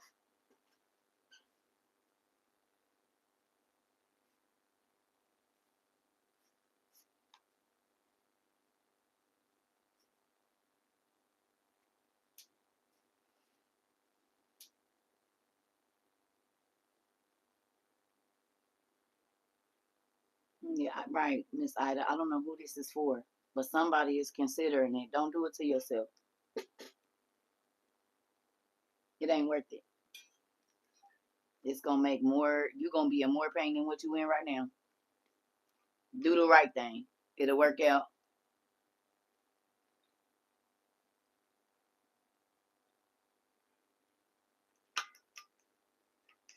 Because when you do the wrong thing, you got to be trapped in it longer. That don't make me feel good. I'm already hurting. I don't want to stay here. When you do the wrong thing, you got to stay. I'm trying to teach my niece and nephew because their parents is not doing it. I'm trying to tell you. And sometimes it do be. It don't necessarily got to be the parent that's going to teach it. If God has placed you in their life, plenty of people sold stuff into my life that I did not get at home. But it was life changing for me. And it don't they didn't shove it down my throat. It was like just simple exercises or conversations, not whole what you call it, lectures or anything. They'll just drop some dimes off. You know what I'm saying? And I'll be like, okay, right. You know what I'm saying? A lot of stuff that I got, my ex husband made me mad yesterday. Oh my husband. Oh, good job. Good job. See? Because when you talk about that, he can change it. Our yelling and screaming don't do nothing but make more tension. So when you write it down,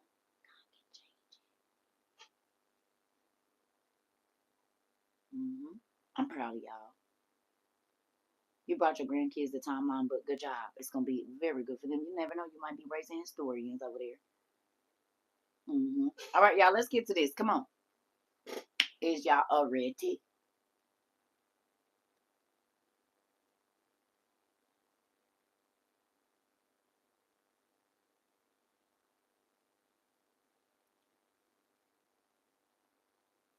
Okay.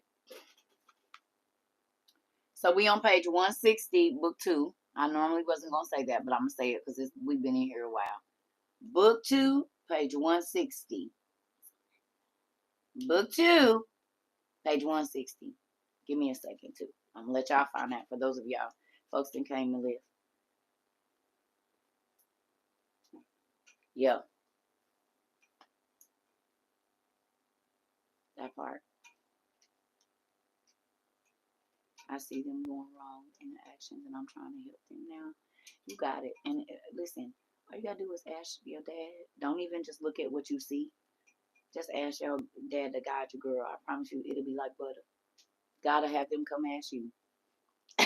They'll be coming at you. You'll be like, that's crazy. Yep, Baba wanted to talk to you about that. You too.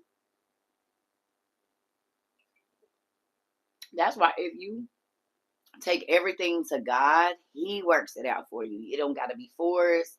Even with your spouse. Even with your spouse. So if you want to talk to your husband or your wife about it, always get tense. Write it down and ask God to word your mouth. Ask God to keep your body calm. Like, do y'all ask Him to speak for you when you speak into people? Ask Him to word your mouth. He know what they need to hear to understand. You don't. You hear me?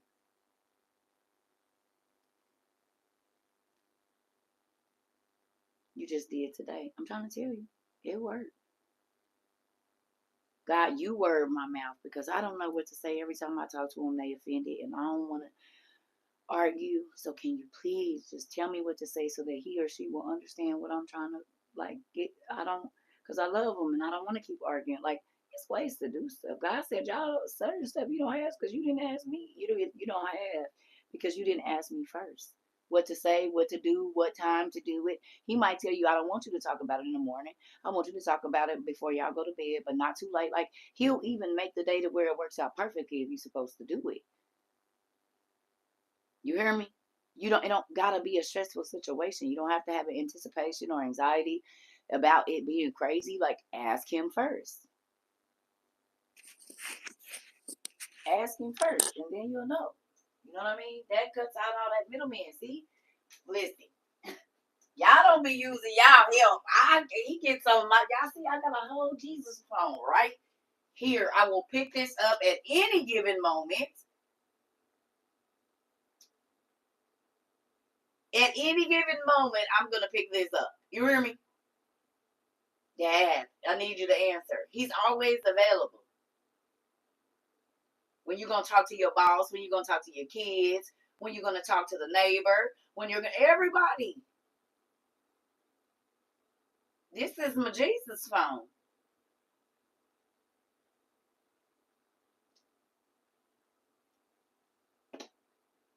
You need one. Before you talk to anybody, talk to him. I don't care if you just talk to him. Hang up, pray, and call him back.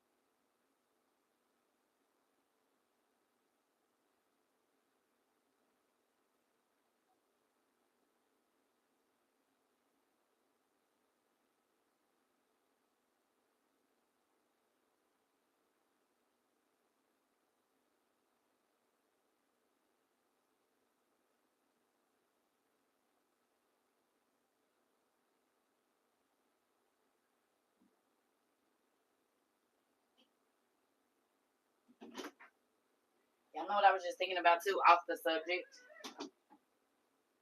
Betting. Make a wager on who can stay in character the longest.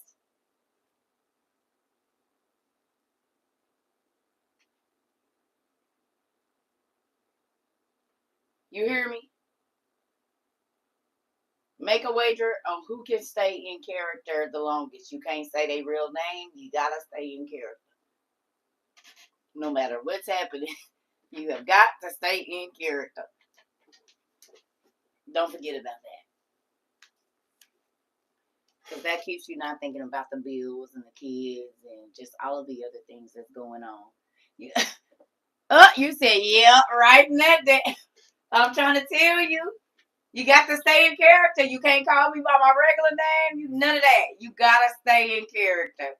You said, what is the safe word? Whatever y'all come up with, I guess. Wait a minute. How do you know about safe words? Eating?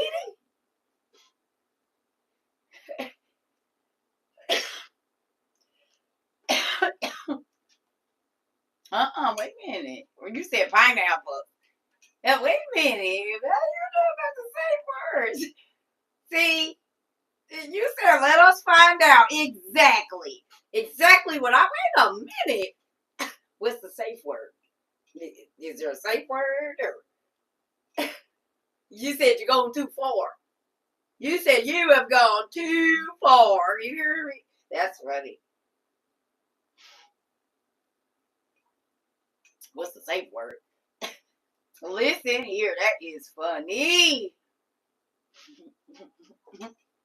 Mm-mm. Mm. Right, the safe word is help. Listen here, that is funny. Aw, thank you. Aw, thank you. I appreciate it. I mean, y'all be sending me my roses and stuff. That'd be cool. I'll be taking some of that little change. Sometimes I take go get me some. Buy me some flannels. Thank you. Right. All right. So here we go. 160. Let's get this going. Excuse me. See, we laugh and we have a good time over here. Folks want to come over here and be mad. We is not doing none of that. We do not want to be angry. You hear me? That's how you get wrinkles and have to go get Botox and stuff. Right, Mari? What is the safe word? What the heck? I love it. We 160, y'all. Come on.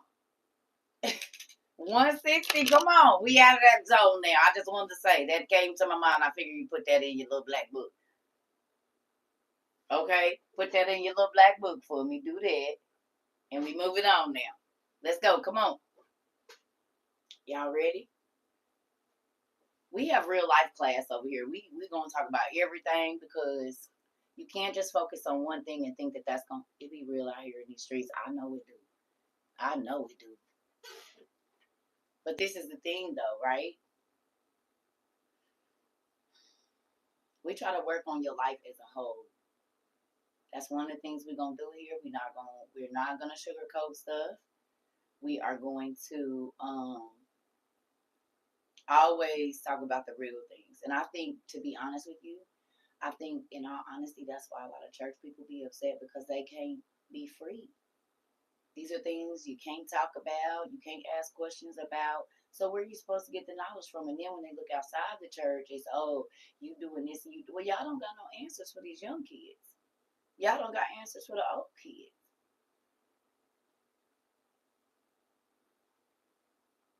Uh-oh. Welcome to TT's house to get cut up and in the process learn something in Will. Who wasn't here yesterday? Y'all want to see what I got yesterday? Who wasn't here? We might as well go on and show it. Y'all want to see it? I'm going to show y'all all the... Oh, some of y'all wasn't here. And we got some additions to the library in the last few days. It's been great around here.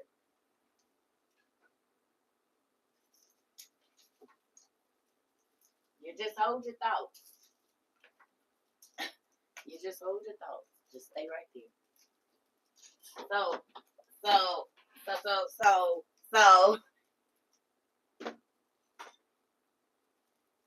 these showed up Auntie sent us some katanas, and they real. We got real katana swords for the library, though. And two, I'm going to tell y'all their names, just in case they have to come out on you. This is CERCA Nakamura, the big one. This is the giant slayer one. This for the giant folks. CERCA Nakamura. This is Trova Nakamura. This for the regular size people. And we ain't came up with a name for her just yet, but she gonna be for the little people. Okay? You see what I'm saying? You see me? We ain't figured out her name yet. We might have to wait like till she 40 days old and name her. I don't know. Right? Anyone can get it. So these showed up yesterday. Thank you, Auntie. And then Miss Lisa.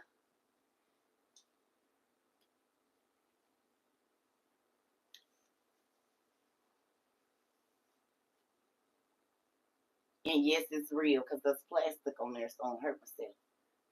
You said what? You said what? You said what?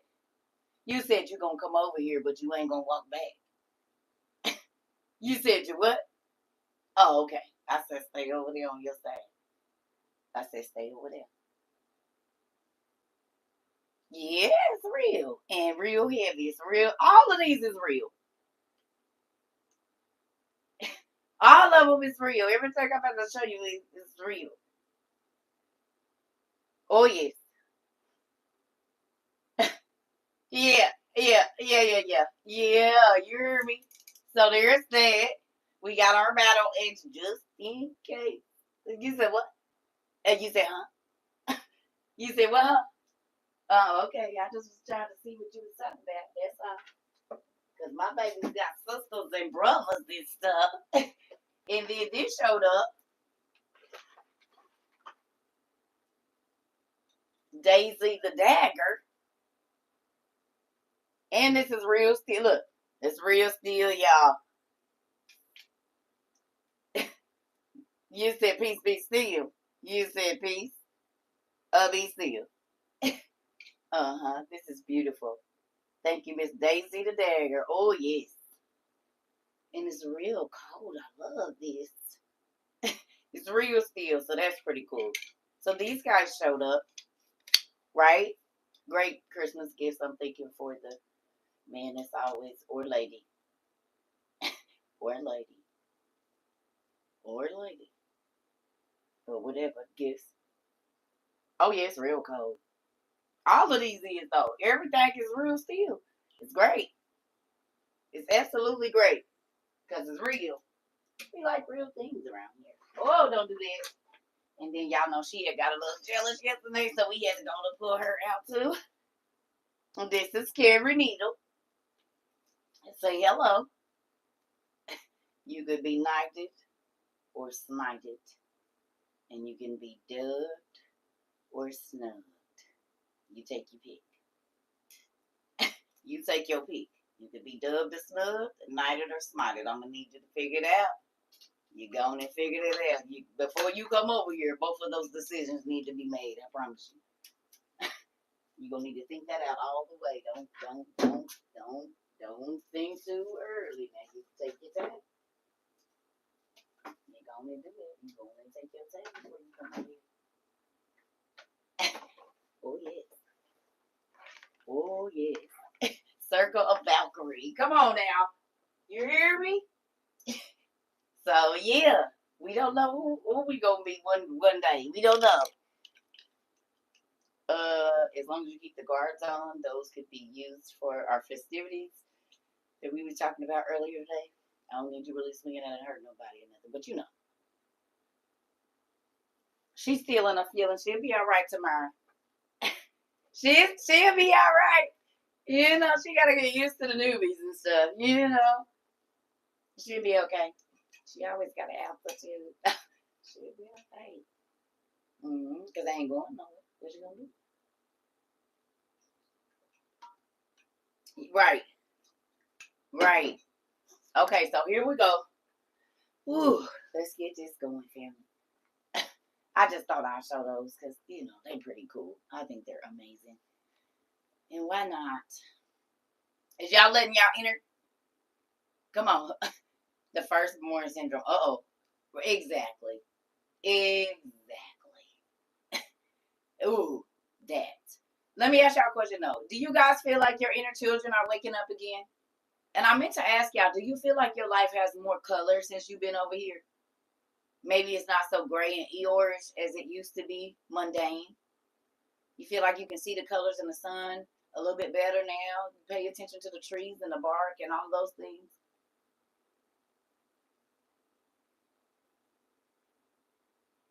That's good. That's good. That's good. That's good. That's good. It makes me happy. Okay. I just be wanting to know. Yeah. You know why it's important to keep your inner child awake and alive, y'all? Who wanna know why that's important? One of the most important things that you'll probably never think about.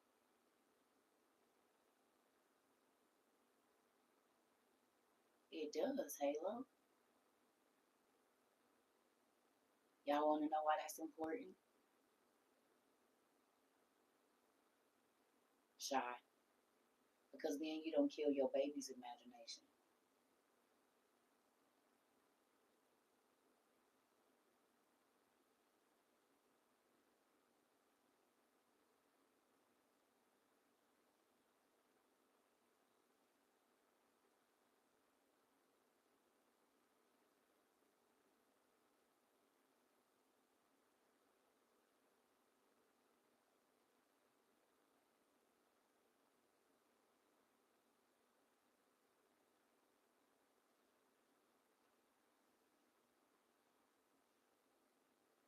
It's important to keep your inner child up and alive so you do not kill your children's and young adults' imagination.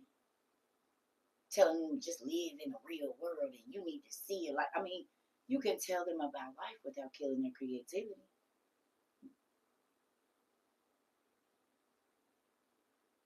Because if you don't live in imagination, when they come to you, you're going to be irritated when they do. Just like the grown folks is doing to you now when you try to speak something that they can't see into their life and they kill the dream before you can even finish speaking it. How they tell you crazy because you believe that God can bring something even though you don't know. Ain't that how kids believe? I want a bike. And I don't know where it's coming from. I'm going to get a bike. And I'm going to ride that bike. And I'm going to do a wheelie. They don't know where it's coming from. They don't care. They believe that because they want it, it's going to show up.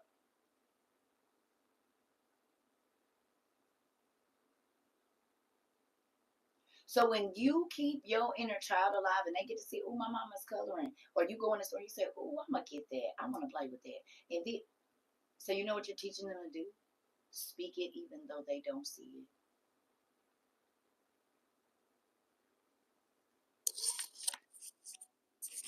You're not gonna kill their creativity, so they'll know to go to God and ask for what they need. And even if they don't see it, they won't do nothing wrong to go get it. Don't kill their imagination because imagination is faith.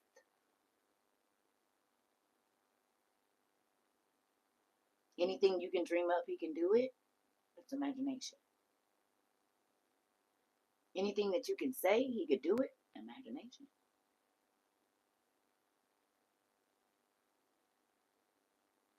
So if your kids see you speaking stuff and getting excited and unwrapping stuff and happy, and they know they heard you say that or whatever, then you're giving them that same thing. Don't tell them it can't happen. Don't do that. Don't kill their dreams like that, y'all. And that's why we working on you coloring in the floor and being creative and painting and reading because they are going to mimic you. If your house is calmer, it's because you're calmer. If they ain't addressing you all aggressive and rude, that means you didn't stop addressing them like that. If they ain't and you and yelling, then that means you didn't calm down. I work with older people. They were still now. They try to run me over with their wheelchair. They be moving fast. That's what I'm talking about. That part. Because you healing some stuff around there. They got a chance to laugh. You hear me? Is y'all picking up what I'm putting down?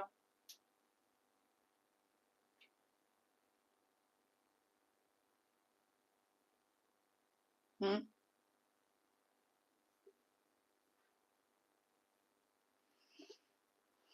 Faith is imagination.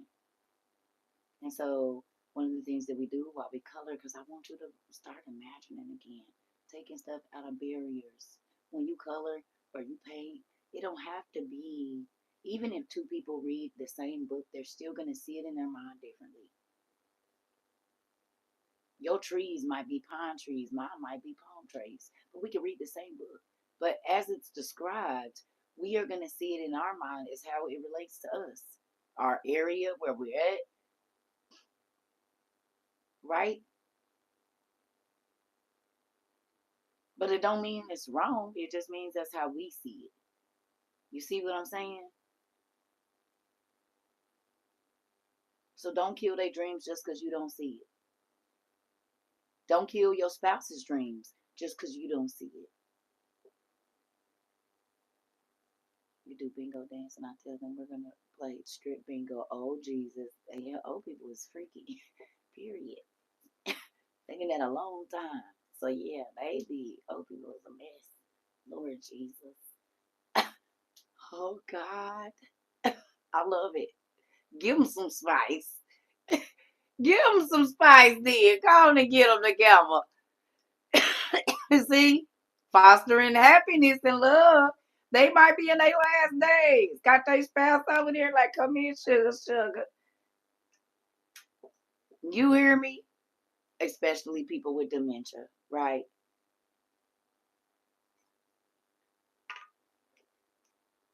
I love it here. I love how we like to make other people happy and not angry. Don't y'all like that? I like it.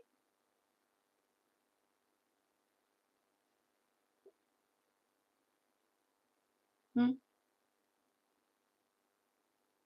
Me too. You know, it's a real thing. We get so much information here in so many different ways. Yeah, we don't do nothing but share. And when you share, more comes to you. No, bless y'all. Y'all have to be willing to do it. You guys have to be willing to share. You have to be willing to be open. But see what happens when you're vulnerable? You see how many different things can happen when you allow yourself to be vulnerable. Because now you, if you've been here a while, you vulnerable, you open. Whereas before you were probably closed off to a lot of stuff. Oh, oh, don't be sad. My baby just got back to Arizona yesterday from New York. Oh, and for my New York people, he said the next time he come out there, he said he gonna come visit y'all. I said your aunties and stuff was mad because they was gonna cook and stuff for you. He said what? I hope y'all got a lot of food because he eats like it's he's the man version of me and can smash. You hear me? So y'all just know what you're working yourselves up on. Because if he come visit, I mean, he like to eat. So I said you got a whole bunch of peoples in New York. They was trying to figure out where you was at. Thank you. Good morning. So yeah, he said the next time he gonna let y'all know he out there. So take care of my baby if he come over in y'all hoods and stuff. Don't be letting nobody get access to my baby like that. Now, y'all look out for him. He said he gonna come visit y'all.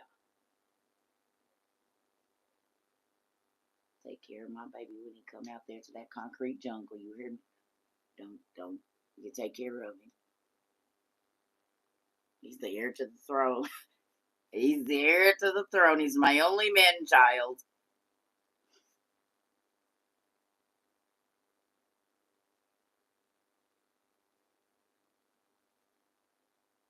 Mm.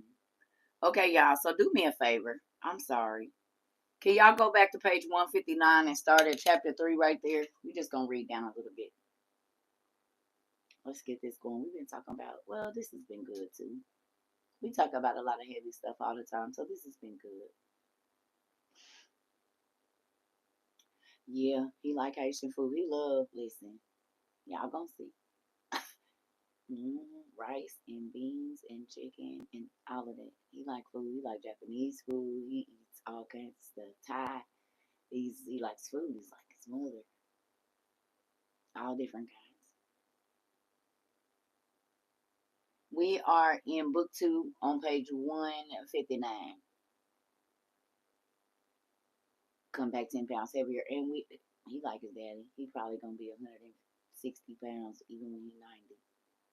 He little, like not little, but he's real lean. His dad was like that too. Anyway, I think his dad weighed 170 pounds ever since I know him. I don't think he probably ain't never weighed over 200. He might be at 200 now. Okay, here we go. Yes, book 2. All right. It says, and Belkyra, Bel, Belkira. Where do we know this name from, family that's been here for a while? What medicine is named that?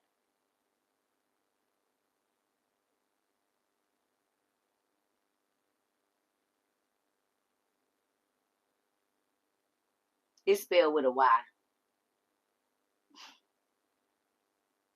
Not Belkyra. Bel. They spell it online Belkyra. And here it's Ki. How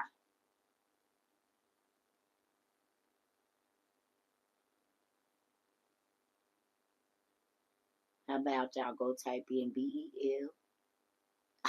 Belkyra and see what comes up and tell me.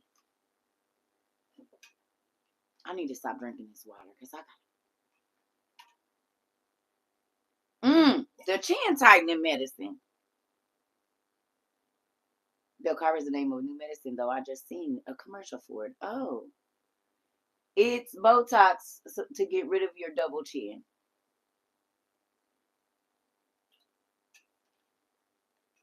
It's a Botox injection that gets rid of double chin. Now, why would the name of a medicine that gets rid of double chin be named after an evil spirit? Because Belkyra is not a nice being.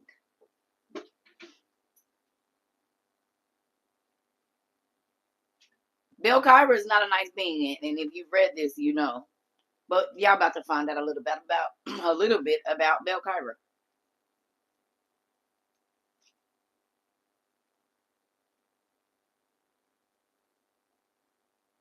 I can't say yes or no. I would have to go in there and look. Some of them are, some of them aren't. It just depends on how they put together. Yeah. Okay. All right. Belkyra discovered and saw the place of Isaiah and of the prophets who were with him, for he himself dwelt in the district of Bethlehem. Belkyra is the spirit. I just want y'all to know that. Belkyra is a demon, a high-ranking demon as well. Did y'all know that? Well, now you do. And so his district, Bethlehem, just like soldiers are placed at certain places to lord over and protect or guard or do whatever, demons are placed. That's why, like, certain drugs are higher in certain areas because that's the demon that is controlling that 15-block radius. They use it to treat headaches too. I didn't know that. See, it used to be under here. Now they're using it to treat headaches. Okay. So the same way, like in gangs, right? You got your generals and your this and your that. You got to report to them, and you can't come in they turf unless you go see the man first, or you got to call somebody and let them know you coming into the area before you get there. And you got to get the okay, or it could be some problems. It's the same thing. That's based off the spiritual realm. but it's an injection the same as Botox. Oh, yes. There's some brothers in here like, hmm, how you know that? Uh-huh. And do. Moving on. So with that, huh? You said what? You said all knowledge can be applied to all things? It can. Hmm. You said I'm gonna have this double chin for life. It's unfair. Why, Lord? I am done. Oh God, y'all in these fountain fix me crap. I'm gonna have this double chin for life. Listen, I'm kidding. Don't even worry about it. We'll be there together. Level up. Tell me about it. Come on. Listen. You see? Okay? Excuse me. Thank you. Thank you so much. I appreciate you. Yes. Y'all are funny though. Y'all just say anything. Listen here. Y'all are funny. Y'all don't care. Oh, I know we family now. Cause y'all just say y'all don't even care. But everybody used to be all reserved. Now it's like going to grandma's house and everybody sitting in the basement while they upstairs cooking. Like this is our daily thing over here. It's great. It is. Y'all just say whatever. It don't even matter. It's good. In a good way though. In a good way. Okay, so here we go. So the spirit of Belchira discovered and saw the place of Isaiah and of the prophets who were with him, for he himself dwelt in the district of Bethlehem. And he was a follower of Manasseh, and he prophesied lies in Jerusalem. And there were many from Jerusalem who joined in with him, but he himself was from Samaria. And it came about when Shalmaneser, the king of Assyria, came and captured Samaria and took the 9 tribes into captivity and led them into the provinces of Medes and the rivers of Gozan. This youth escaped and came to Jerusalem in the days of Hezekiah, king of Judah. But he did not walk in the ways of the Samaritan father because he feared Hezekiah. And he was found in the days of Hezekiah speaking words of iniquity in Jerusalem. And the servants, here we go, of Hezekiah. Hold on one second. And the servants of Hezekiah accused him, and he escaped to the district of Bethlehem and persuaded. Here we go. And Belchira accused Isaiah and the prophets who were with him, saying, Isaiah and the prophets who are with him prophesy against Jerusalem and against the cities of Judah, that they will be laid waste. Now, let me tell you something. If you go back to the beginning of this, Samael inhabits Manasseh. Who is Samael?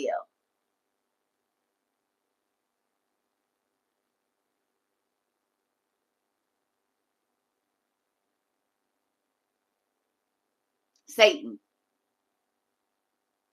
So I'm going to go back just a little bit because I want y'all to understand that some of the people that lived became demons later. Y'all know that, right? Like when we read about, what's his name? Asmodeus. I think he was born of a woman and an angel, but now he's just a demon, but he lived at one point in time, but they were still like demonic beings at that time. Does it make sense? Like the giants and all of that became our evil spirits. Yes. Or certain evil people. Y'all know this. We know this already. So Manasseh allowed the devil to inhabit him. Remember when I told y'all, I said it's more than one, it's been more than one Antichrist. It's been several.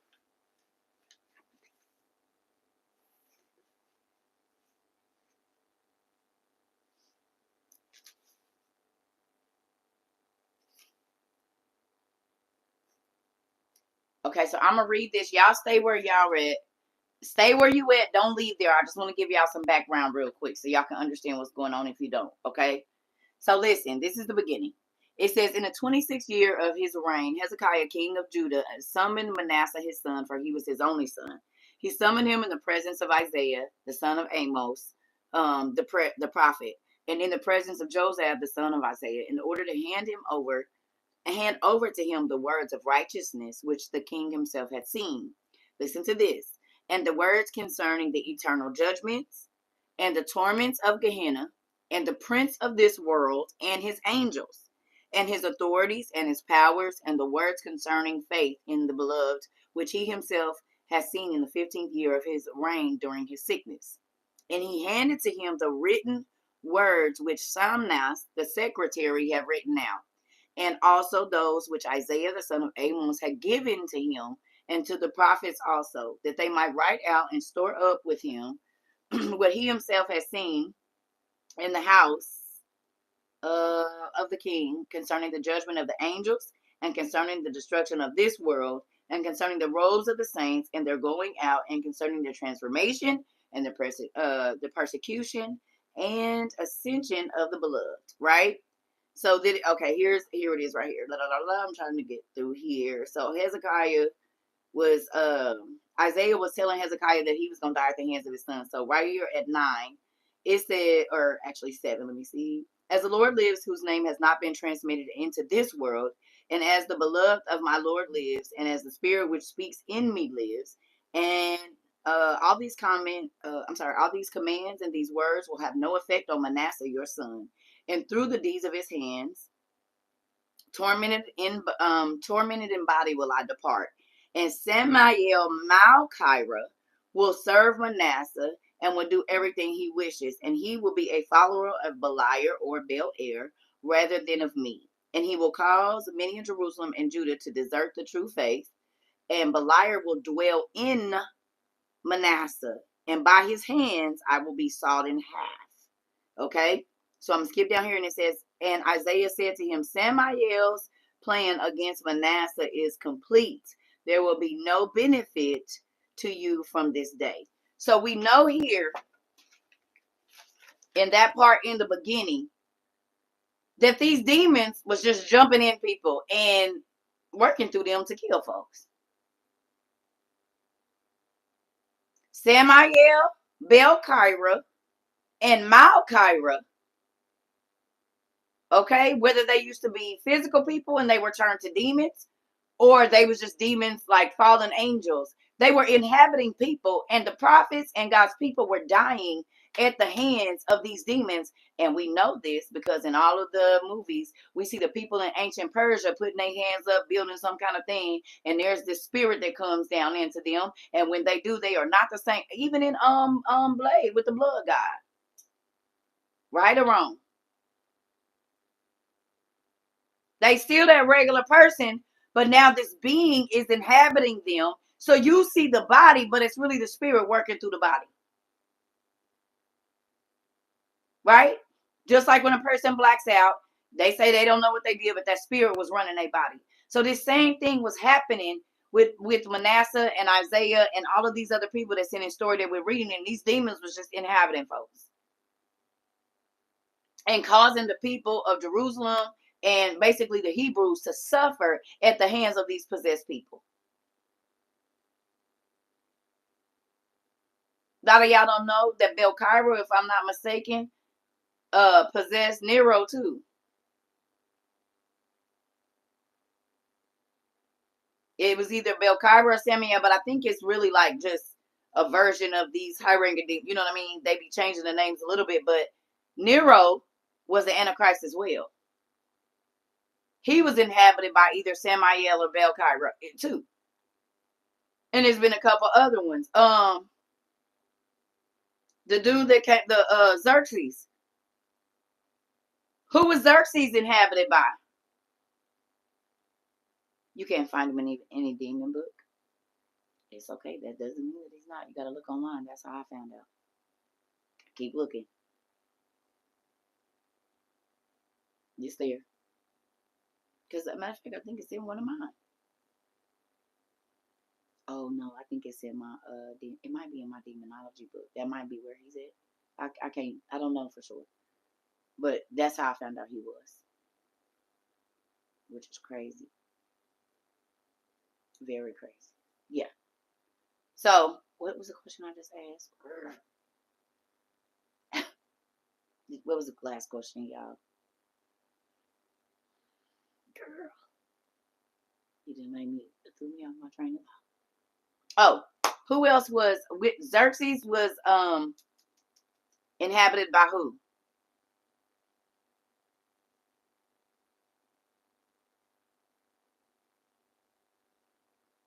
Xerxes. Who was Xerxes inhabited by? And where will we find that information?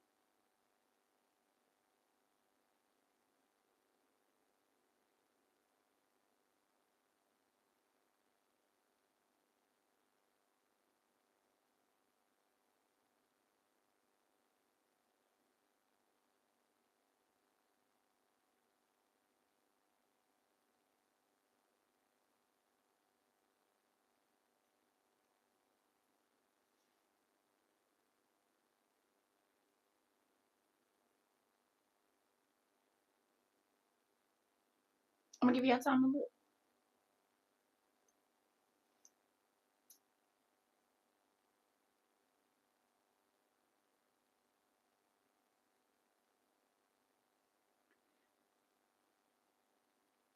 I'm gonna give y'all a hint. Who want a hint?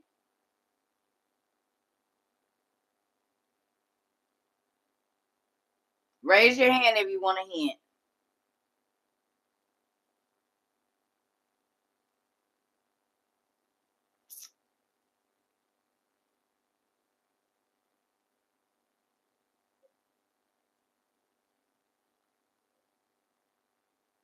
He lost all his kids.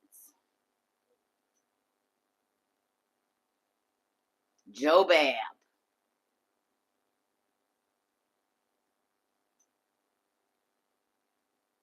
Remember, Satan got into Xerxes and came and was tearing up Job's stuff. Remember, we studied that. Yes, it's in Job. Y'all don't remember when we read that in Job that Lucifer jumped into Xerxes and came over and killed his kids and killed his livestock and riled the people up against him? And he said, my internet refuses to let me be great. I understand. Come on, y'all. So did they know him as Satan or did they know him as Xerxes?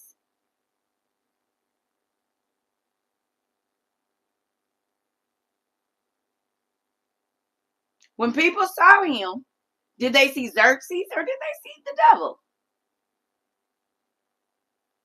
But what was the spirit that was working in Xerxes to come over there and mess with Job?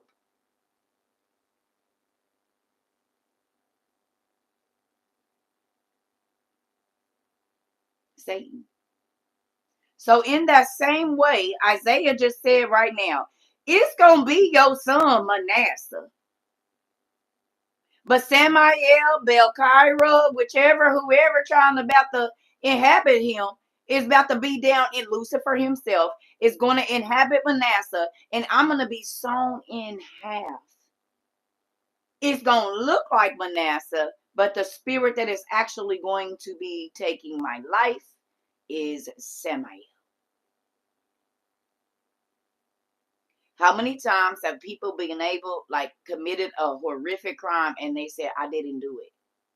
They say, well, we got video showing you did, and we found this in your car. And they said, there's no way that I would do that.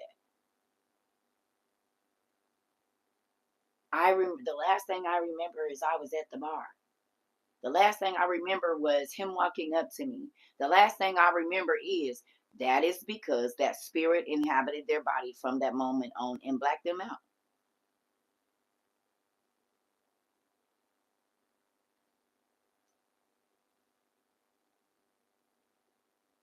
So then this isn't new. Demons inhabiting people is not new and making them do stuff that they don't want to do, but the person that they possess has to serve the time or deal with the what do you call it? Deal with the yeah, I always wondered about them types of people when I was younger. That got me thinking of the yin and yang. Thomas. Exactly. I gotta go back to the bathroom. Excuse me, y'all. I need to go drinking all this water. Sorry. And I need more coffee. No, we've been on here 3 hours though. And half almost. So this is okay. Yep. All those wait a minute. What about 30 coins? Y'all don't see none of this happening in 30 coins?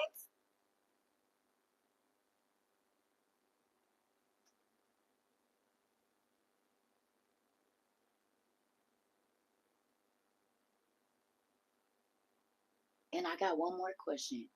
Does this not make you never know when you're entertaining an angel more real to you? Thank you, because I definitely don't want to talk on me. I got to pee. I'll be right back. Thank you for reminding me.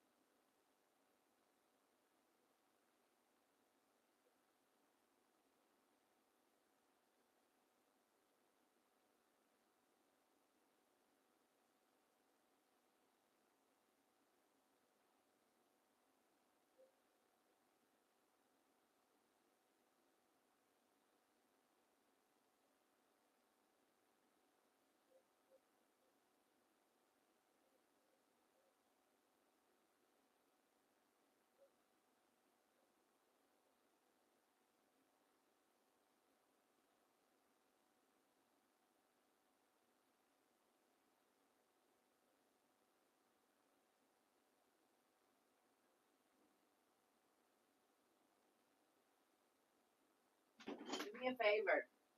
What demon is called the Prince of Persia? And who fought with the Prince of Persia? What demon is called the Prince of Persia? And who fought with the Prince of Persia?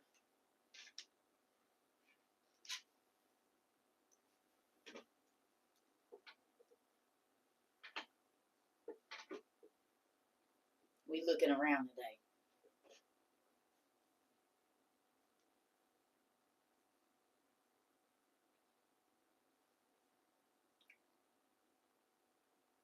Where's the scripture about the Prince of Persia? Gabriel?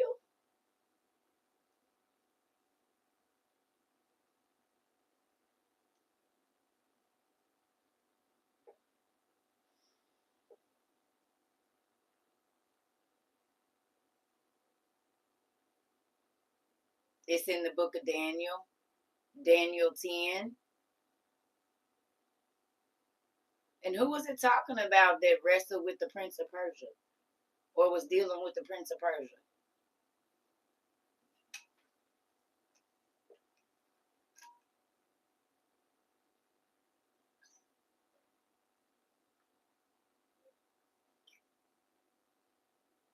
Not who was the Prince of Persia, who was having interactions with the Prince of Persia.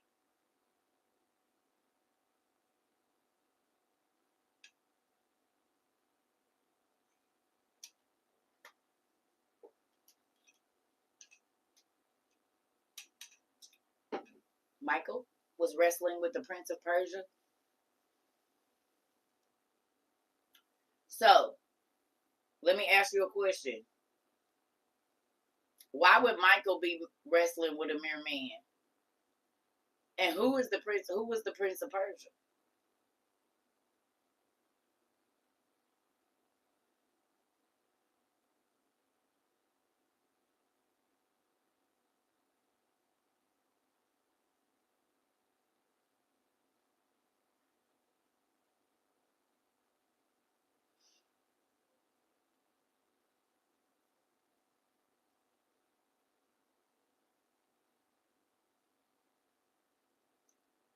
Think about what I just said. Who is Satan? What is Satan's ranking? He's a what?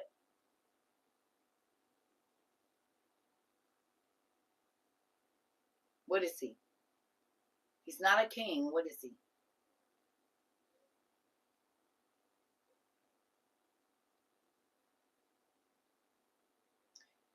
Yeah, but he has a different ranking too. A prince. He's the prince of this world, not the king. He's a prince of this world, the prince of darkness. Ain't that his name? The prince of darkness, right? He's a prince. Prince of the air, right? Right. So if Job, listen to what I'm saying now. If Job says that the prince of Persia or the Persian king or Xerxes was inhabited by Lucifer himself, and then Michael had to wrestle with who? The prince of Persia. Which means that at that time, that was probably what he was lording over. Persia was a very big and powerful nation, right or wrong. They were also known as being very brutal, right? They'll chop you up, they didn't care. Could that be because Lucifer was inhabiting Xerxes and all of the leaders there?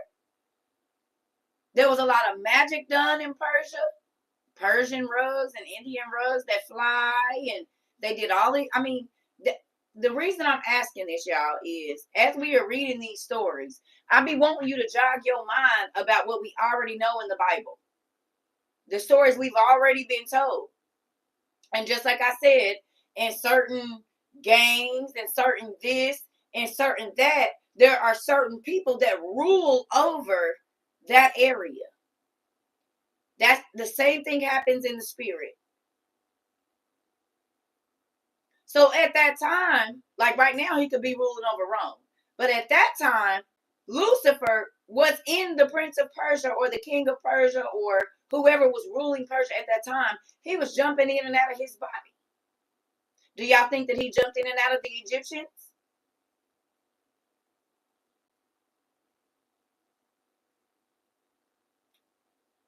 Like Harry? Didn't they do magic and incantations? And because why would the Egyptians care? Unless,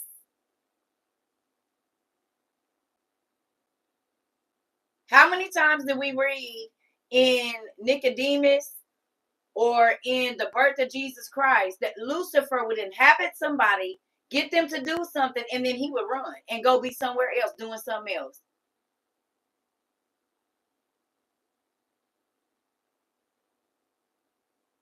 Has him and his demons changed anything?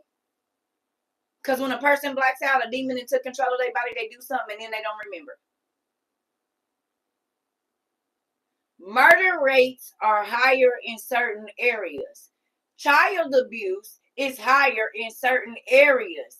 Domestic violence is higher in certain areas. These things. So then if you want to know what ruling spirit is ruling over a certain area, all you got to look at is what happens most there. And then you'll know what to pray against. There's just like certain corners. It's always an accident and somebody dying right there. So it's 10 bikes, 20 crosses. Like, why don't y'all change the light? Why don't y'all figure out why everybody keep dying right here? Because it's a spirit right there.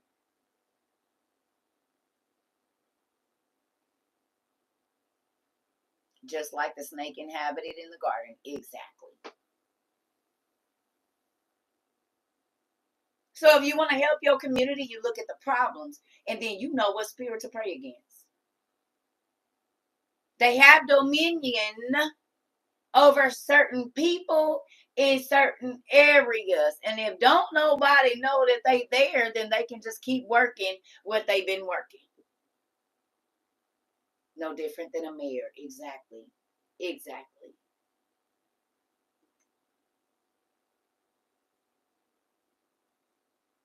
Mm. You said interesting. Never looked at it. Oh, yes. Yeah. The Bible says they got dominions. And then there's rankings. This is why it's important to understand hierarchy, to understand generals and all of this stuff, because we are fighting against an army, y'all. When America go into other places, they don't just stay in one place. They have several cells in the problem areas. They got roadblocks. They got snipers up on the top. They got this. They got that. Principalities. Exactly. Exactly. You see what I'm saying? This is where intercessory prayer comes in at. This is where understand that, yes, you're talking to a person, but is there a spirit talking out of them? You're seeing this person, but who is in them? Isaiah looked at Hezekiah and said, I know you see your son right here. But the devil himself is going to inhabit him while he's king. And in this province of Jerusalem, he gonna have everybody doing magic. He gonna have everybody doing this. They gonna be having wild parties, if you know what I mean. All of these things after you die. So Hezekiah thought in his mind, I'm gonna kill my own son. I'm gonna unalive my own son so he don't do it. And Isaiah told him, don't worry about it. This is in God's plan. I already know how I'm gonna die. God already told me that I'm gonna die at the hands of your son, and I'm gonna be sawed in half. Isaiah could have prayed, God, please don't let the devil inhabit him. And please, he said, no, I already know. God already showed me. And it's going to look like your son, but it ain't going to be your son that's going to take my life. It's going to be the devil himself.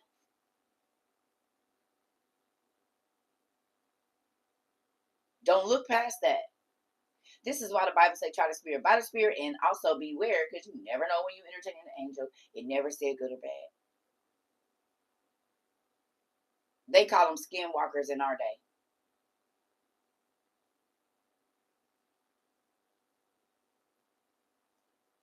Who are they always talking about is the biggest skinwalkers in our world right now? The who? The government. Who else? The leaders. Who else? The elites. The elites. So wouldn't the kings and queens and governors of that time be the elites?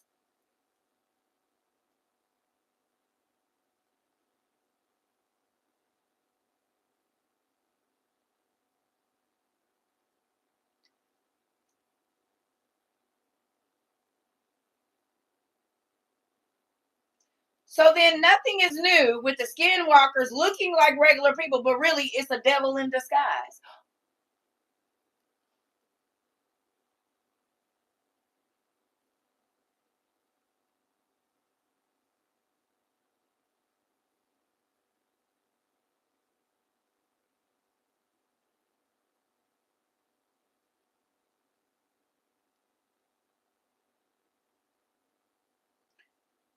So at that time, the leaders were being inhabited by high ranking archangels pretending to be the rulers. This is why I told y'all the book of Kings is so important. Kings and Judges, those books are so important, because when you start researching these people, you will realize they was on some evil stuff.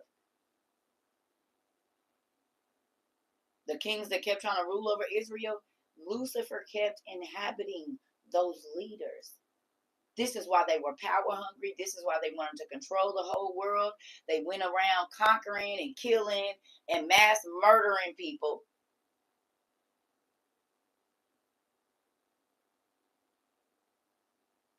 You hear me? Who was doing most of the rituals and making their kids to pass under the fire and drinking blood and doing all of this? I ain't saying Israel wasn't, because they was, because God had to keep. Hey, baby, excuse me. Don't most of those cultures have sorceresses?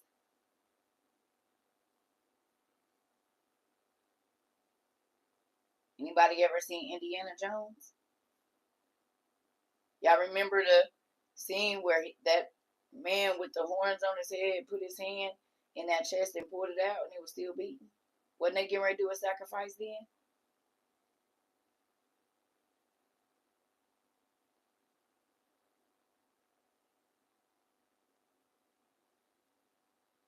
It was magic going on, wasn't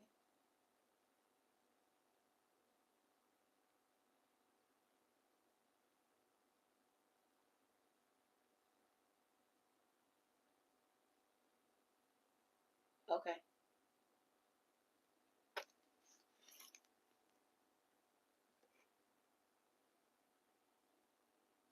Oh, Pamela. Thank God God was looking over her.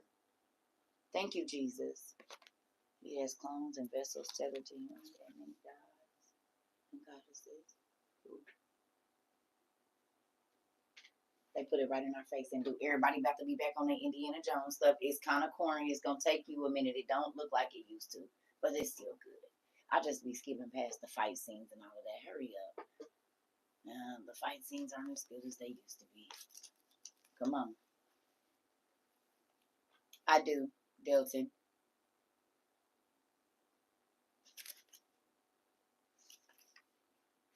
Yeah, skip past that. Pew! Like the gun sounds and stuff. That is, you gotta just look past that. Okay? You gotta look past it. It sounds real. But just look at the stuff. Oh yeah, she sure did. Yep, Regina. Her heart was in a box, and they was looking for it. You right. Sure did. Sure did. She had her heart in a box, and did.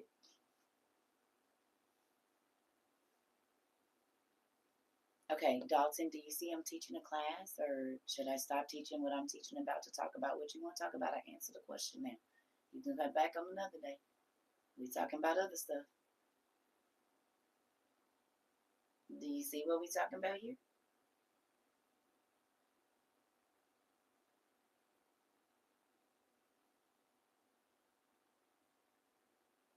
Hmm.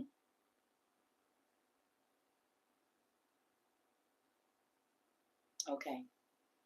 Well, I talked to people about coming in and sitting in the class for about 5 minutes, for you just just come in and see what's going on first.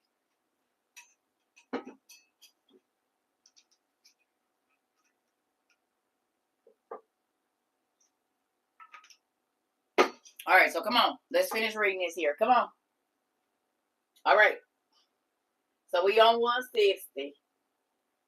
It says, and Belchira accused Isaiah and the prophets who were with him, saying, Isaiah and the prophets who are with him prophesy against Jerusalem and against the cities of Judah, that they will be laid to waste, and against Benjamin, that it will go into captivity, and also against you, O Lord King, that you will go bound with hooks and chains of iron. But they prophesy lies against Israel and Judah. And Isaiah himself has said, I see more than Moses the prophet. And Moses said, there is no man who can see the Lord and live. But Isaiah has said, I have seen the Lord, and behold, I am alive. Now, therefore, O king, that they are false prophets.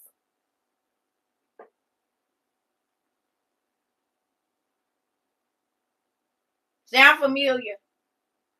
It's always somebody trying to tell the real prophet that they a false prophet while they telling lies to try to prove that they a false prophet.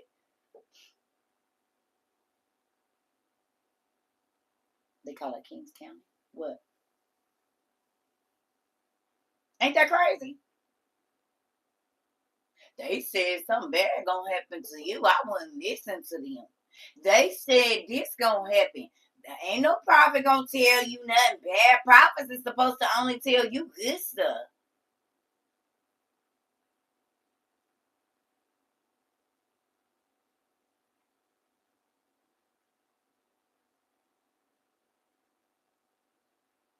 Because they used to hearing false prophets.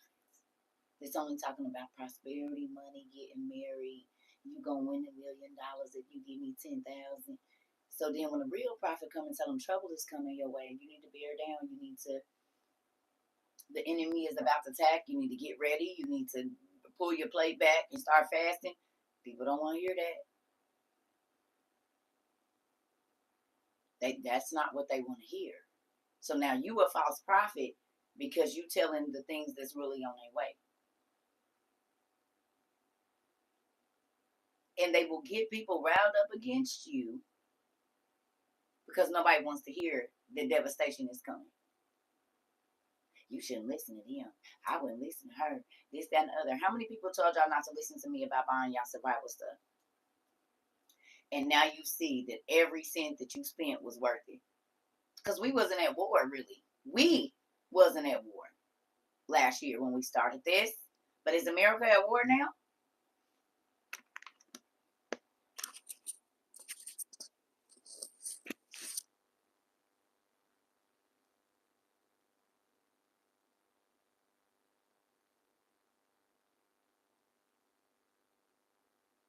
They talking about the draft and but when we was talking about that last year, nobody wanted to hear it because it was ruining their day. And we was fear mongering and nobody can know what's gonna happen. And remember that? Finally got my generator. I've been waiting for 3 years. That was the last thing I needed. Come on now. We was crazy last year and was. Are we crazy this year?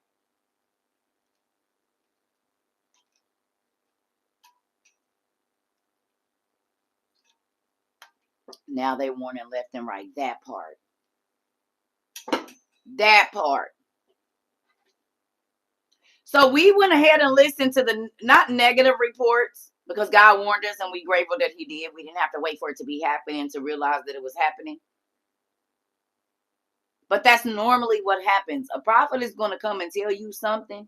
And if it's good or bad, that hasn't happened yet. And it might be a little bit off, but you can better more believe if that person is a true prophet of God, what they talked about is going to start happening. You will see it. And if you prepared, you will not be sad. Like a lot of y'all, the scary part is, yes, I'm still crazy to them. I understand, me too. But hasn't everything happened, Queen?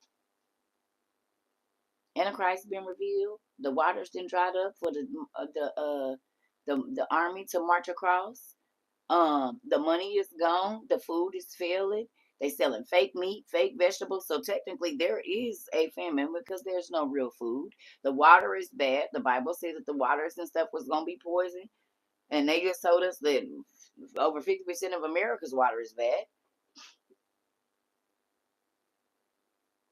They've already had electrical blackouts and this, that, and the other. They're making people get rid of their gas stoves. They laughed at us when we was talking about that.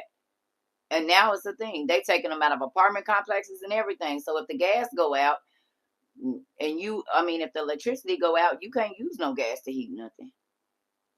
Mermaids, dragons, all the like. Mm-hmm.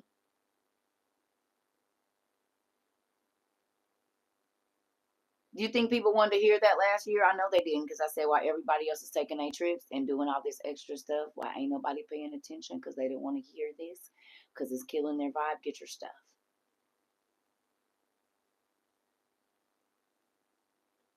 And all the cars about to come on. There's a lawsuit for the toxins in the stoves in a class action. I'm sure. I'm sure. They got to figure out however they can do to get what they need to get. You know what I'm saying? You hear me?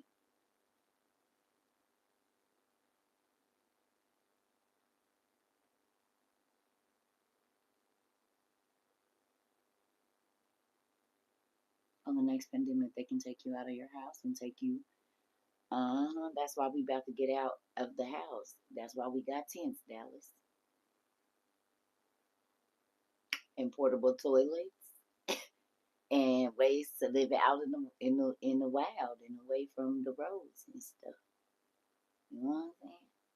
We ain't got no bunkers, but we got some stuff if we need to leave where we at and move around a little bit.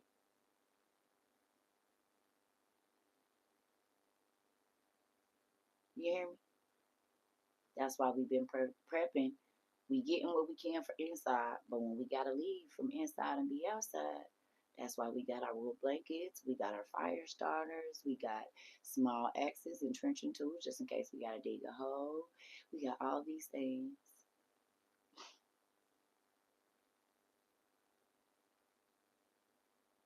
Dehydrated food, everything.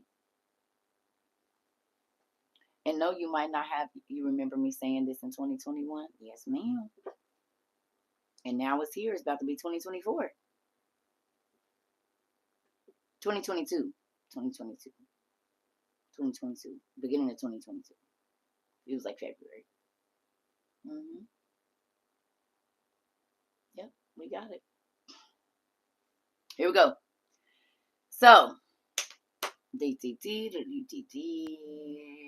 okay, and it says, and he has called Jerusalem Sodom, and the princes of Judah,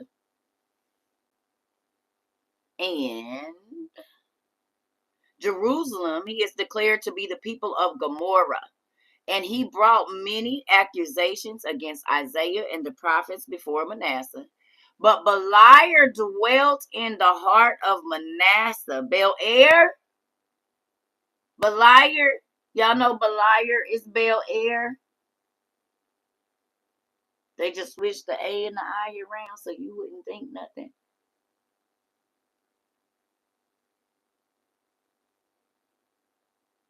The prince of Beliar, or the prince Beliar.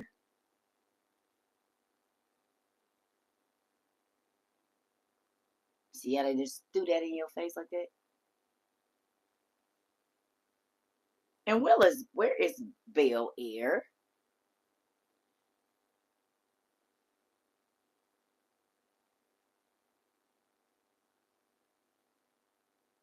Dominic Daniels. If you put that together, it's Beliar, isn't it? If you put that Bel-Air together, what is it? Beliar. And Beliar was a prince. He's a demon. Lucifer, that's another name for Lucifer as well.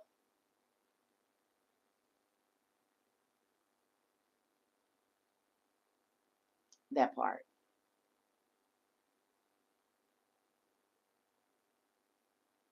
And when you went to Hollywood, it was extravagant. It was money. It was this. It was that. Close to the Hollywood Hills, ain't it? Where the city of the lost angels.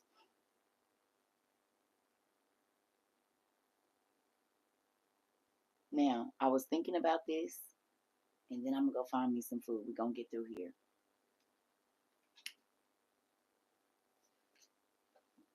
Do y'all love me before I say what I'm about to say?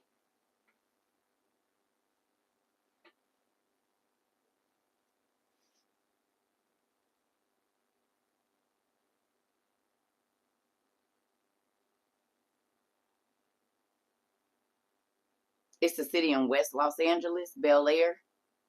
He named this place. Do y'all need tomatoes? Maybe. Let me get my stuff. Let me see. Come on.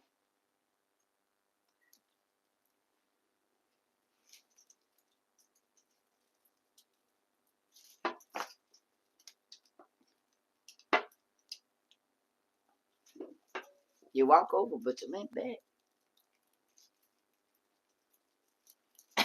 So, you ready? Y'all want to see how they play this for a long time? Are we supposed to pray to angels? Are we supposed to pray to angels? No. No, we're not.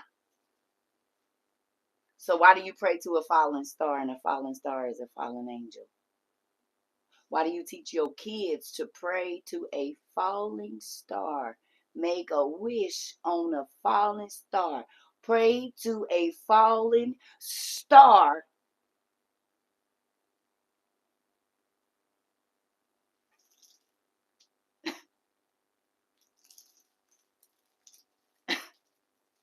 You got your babies praying to angels, asking angels for what go to God. Wishing on a falling star who fell from heaven like stars, like lightning. The fallen angels did. They are fallen stars. And when you wish, I just told you, imagination.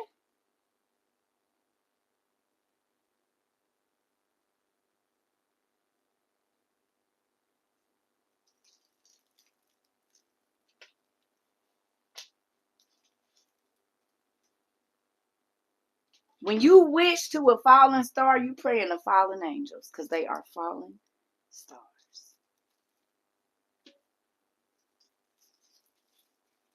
Now that you know that celestial bodies got a head, arms, and legs, when you pray to the stars, who is you praying to? We know that a lot of the fallen angels are housed in the first heaven. What's the first heaven? Where we see them stars that right there, where that part. And don't they show us that if you pray hard enough, that star will turn into a being and come talk to you and grant your wish?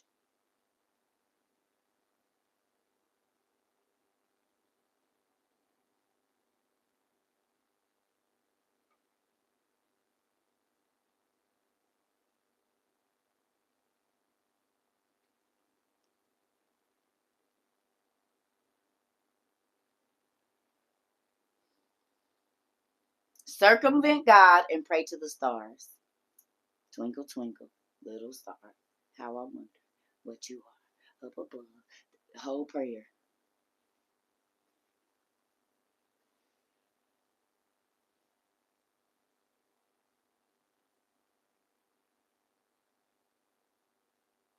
Circle, you just slapped my forehead.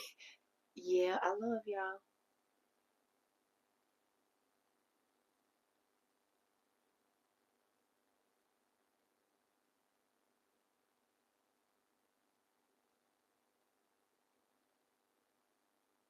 We fail for the lack of knowledge. Come on, Vivian. Wishing upon a star. Yep. Follow where you are. I'm wishing on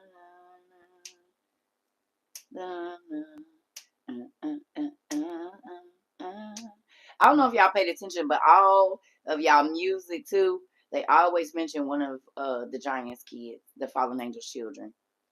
Orion, Mercury, Venus. I've been just listening to certain music, and here lately, I realized they mentioned a fallen angel shouting and rapping everything in all of them. They mentioned one of, but if you don't know their names and you don't know who they are, you'll think they're just talking about the planets or whatever. But if you listen to the music, they be mentioning their names, and we know now that's who they be under. You said that's absolutely the truth. They do. Like Trey Songz got a song. I can't think of what it's called right now, but he was talking about the planets, and he mentioned something, and then they talk about Zeus, and they talk about Aphrodite, Jupiter love. Thank you, Jupiter love. Yeah, buddy. Well, who is Jupiter? Jupiter is an Assyrian and Babylonian king who was the child of an angel. We know this. Yeah, wow, our schools have us. Oh yeah, they buy all the devil books at the school. It's still my song, but I'm just telling you.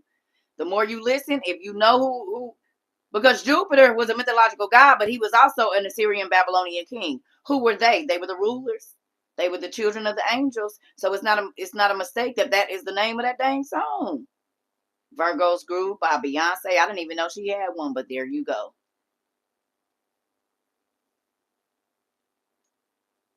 Hmm. And aren't these the elites? Schools make us learn about the gods and the Greeks, but not the Bible. Come on now. Okay, so can I ask y'all a question? Who got the star stuff got people shook right now? Tell the truth. Somebody said Bel Air. The star Listen, did the star thing get y'all? Y'all still love me? Did anybody show the shrink down into they thing, like into your chest? Like, wait a minute. You said stop. Wait a minute. Why didn't I say? I got you. You don't keep putting that green hand out of me. Now wait a minute. I'm trying to. Goodness gracious, you just got tapped on your hand yesterday. She said I ain't throwing no damn tomatoes. Now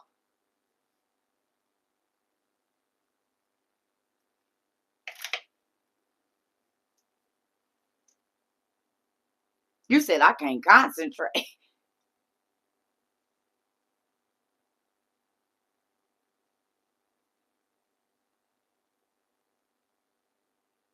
I'm just saying we've been telling our babies to wish on a star, on a falling star. Whenever we see a falling star, we told to make a wish.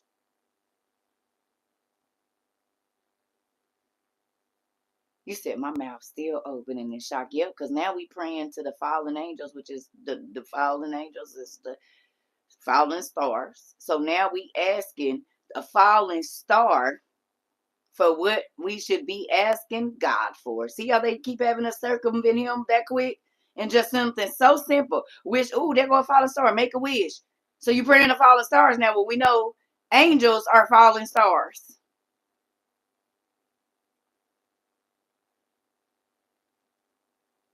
Some people's did. It's all in your faith. Faith works for evil as well as good. Some people wished on a falling star, and yeah, what they wanted to see did show up actually. Because the devil will give you what you want to get you away from God.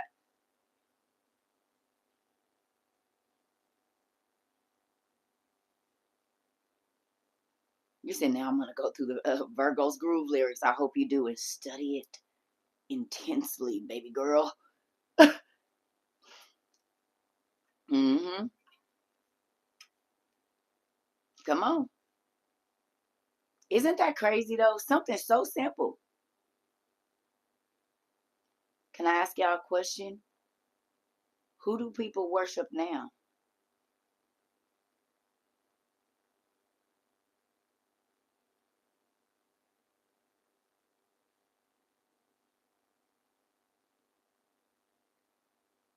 Celebrities, but who are they? What are they called? The stars. The stars. Why would they be called stars? Why wouldn't they just be called celebrities? Why do you have to get a star on the pavement? Exactly. Who did God tell the Israelites not to worship? He said, y'all didn't start worshiping the and the and the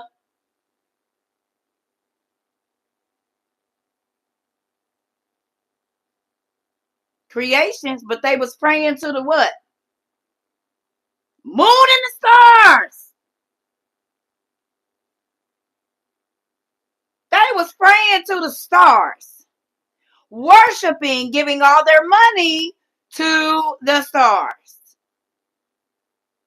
sacrificing their children to the sun god, the moon god, the god of the this and that, Jupiter and this. They was praying to the stars. They was worshiping the stars.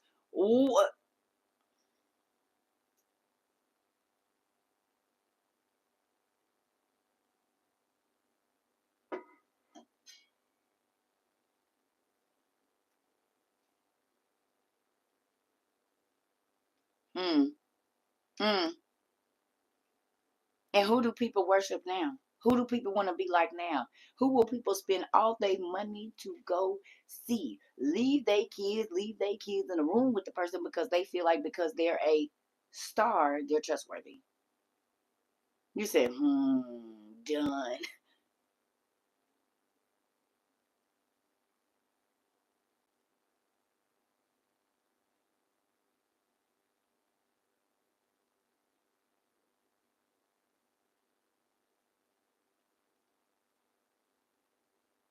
So are people still worshiping the stars? That part. That part, T.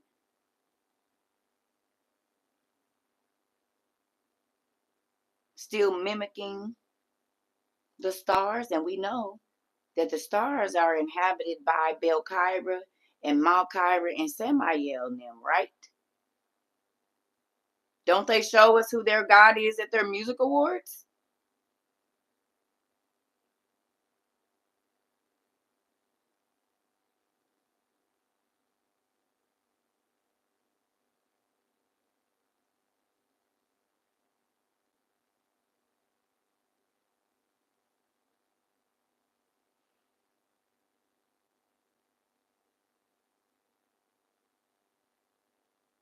Mm.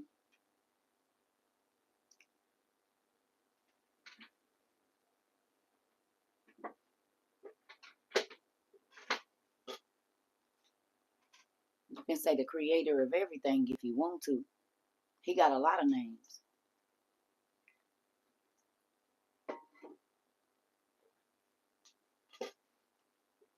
They just say Satan, The Weeknd, Lula Uzi Vert, Sam Cooke, all the music stars. Oh, okay.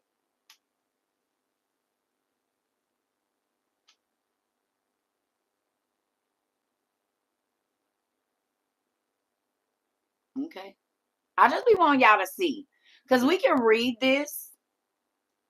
We can read this. But if you don't put it all together and how it plays a part now,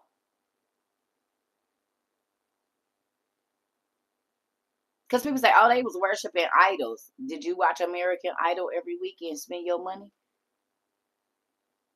He was. He was the angel of music. Who watched American Idol? UK Idol? England Idol? I don't know. Was you voting?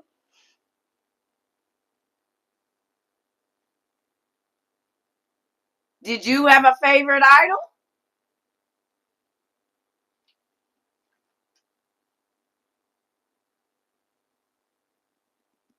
Dancing with the Stars. You said, and I did vote.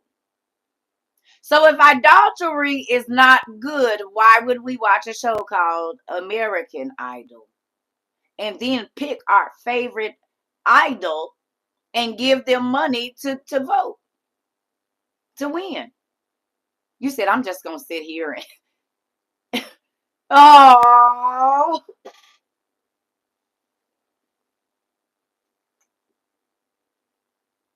God said they worship idols.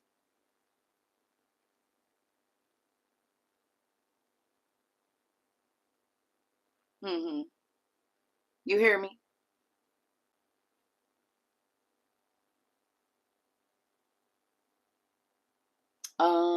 Ashes, ashes, we all fall down. I don't know. I haven't studied it to know. Well, I mean, all nursery rhymes normally have a dark meaning to them, so I can see it.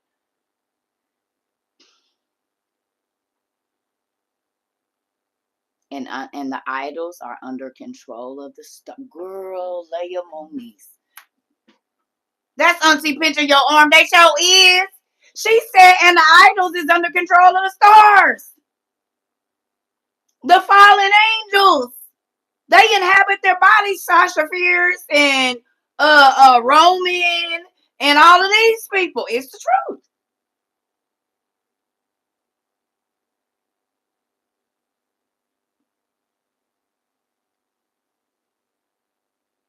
You said my neck hurts from shaking my head. Wait a minute. I'm gonna give y'all a minute.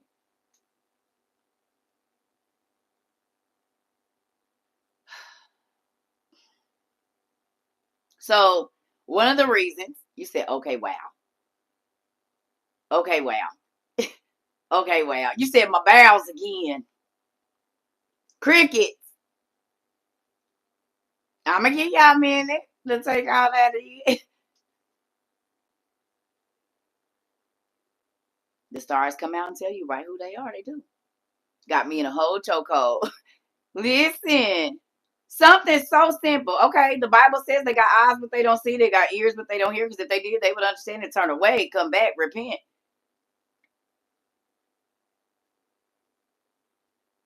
London Bridges is about a plague, and they had to burn the bodies. Oh, Jesus. And the ashes was falling everywhere. Yeah. You said, let me go listen to some gospel real quick. Really? That's not. Hate to say it, it ain't really no better because Lucifer owns them too. He's the angel of music. You got to go to Hollywood to even be a good Christian singer. You got to sign a contract, and he owns the big ones, own the little ones, and the. Mhm. That's why when they be like secular music, you do realize that your gospel producer to Arista Records and all of these other people, right? They are subsidiaries of whatever. They got their rock side, they got their Christian side, they got their grunge, they got their rap, they all under the same umbrella. Cause Kirk Franklin and them had to go and sign contracts somewhere with a music rep, didn't they? They music Christian people get contracts too. That's why old boy is on there cussing folks out, talking about he want his money from the whatever group. Cut. Say, I don't know. I want my money from the Walls group. Y'all remember he got on there going crazy? He said, I don't care about any of that. Where's me my cash?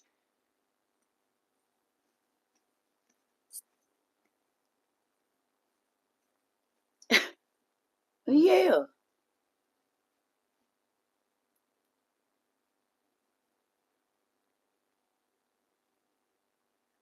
Listen, this is why when people like she over there listening to that secular music, and the same people that write this secular music write your gospel music because Lucifer wrote the music that moved God, or did you not know? And they sign the same contracts that these other folks do. And some of them have to do the exact same things to get them that the secular music people was singing.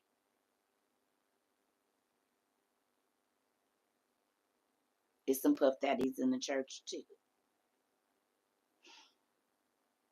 It's some puff daddies on that side of the music industry. They just ain't known by Puff Daddy. We just don't know what their names is.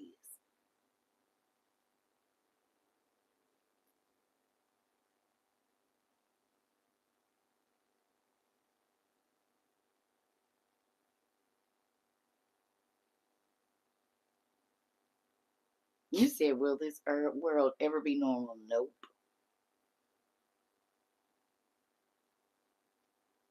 I love you. I love you. See, I did good there. You like that? I'm working on it. I'm working on it.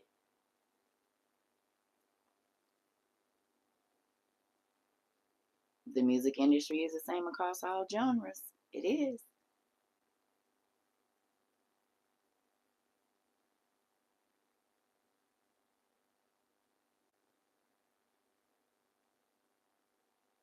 I'm just saying. Oh, God, open your eyes. I'm just here as the conduit. I'm here as a conduit. You hear me? That's all I'm doing is trying to get folks to look at just small things. Spiritual warfare. We fight not against flesh and blood. Not against flesh and blood. Not against things you can't just outright see unless you have a gift. That's why we reading this. Because listen, it was a person that people knew as Xerxes or whoever, the king, Hezekiah, Manasseh, whatever. But in the inside of that person was a fallen angel that's real, an archaic being that's been around a long time.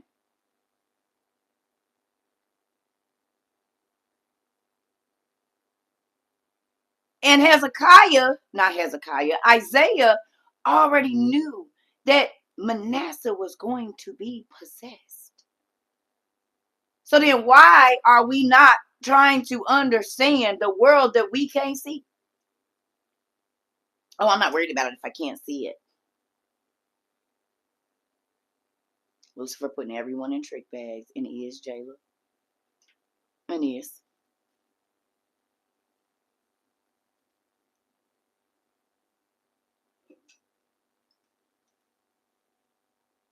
It's so simple. Okay, who remembers me telling you they don't got a lot of you if they can just put it in right in front of your face and you don't know what you're looking at anyway? Like how everybody be saying OG and Og was a king of Bashan, and he was also a Nephilim. And everybody say OG, OG, OG this, OG that, OG, OG, OG, OG, low key, low key. All of the names. Stop. It's the whole person from Egypt.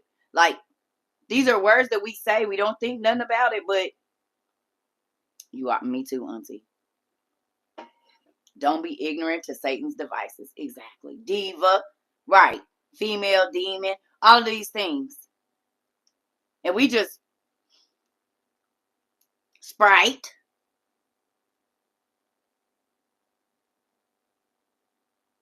Sprite is another word in other countries for spirit. And it's just on the bottle. Sprite. Oreos. All of it.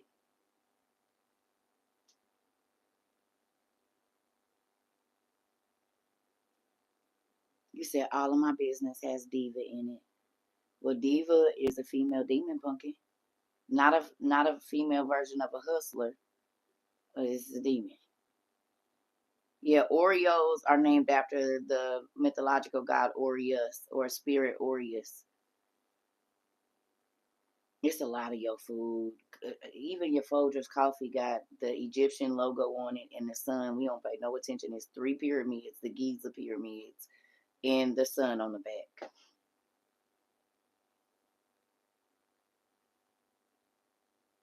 Most of your car symbols, most of the yeah. At this point, we gotta look up hustler and see if it's a male demon for real. It might be. And you just gotta play with that. Look and see how they play with the spelling. You said not my coffee. Yeah. Yep, my coffee too. It's got 3 pyramids on the back, if I'm not mistaken, in the sun right there. That's the Egyptian god Ra, ain't it? That's what he be.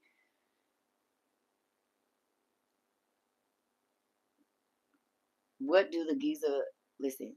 What do the Egyptian sometimes it's not what's wrong, it's what they represent.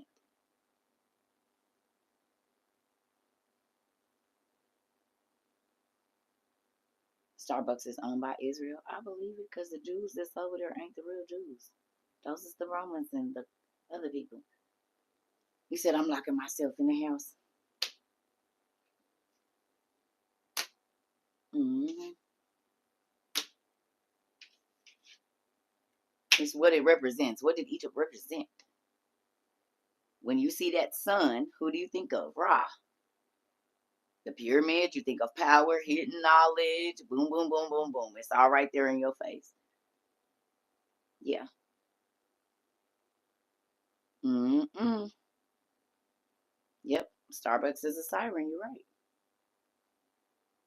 Oh, boys' shoes with the wings on them.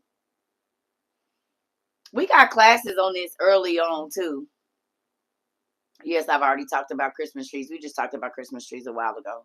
A lot of the people here didn't even do Christmas last year. We did that last year. Like, if you look around Christmas on our videos last year, around that time, we had to go ahead and talk about it. Nike, right? Nike, Nike. Yeah.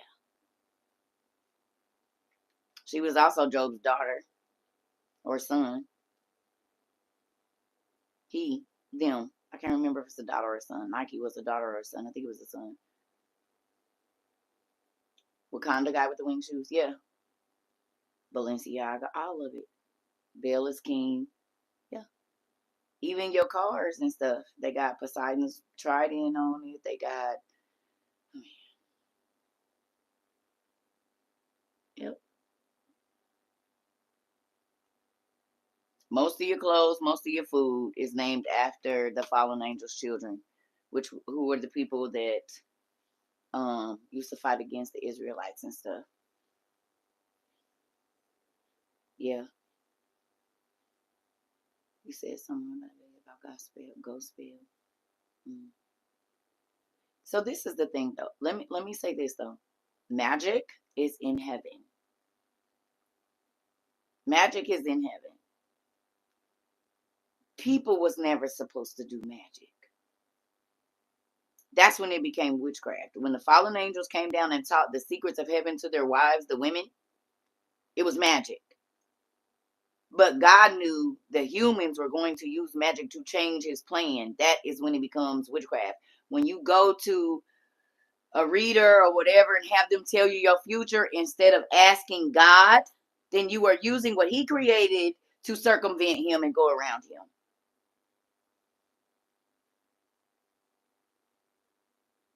That's why it's called dark magic, black magic, because it's in the hands of the people that God darkened their spirits, and they are the people that are using it.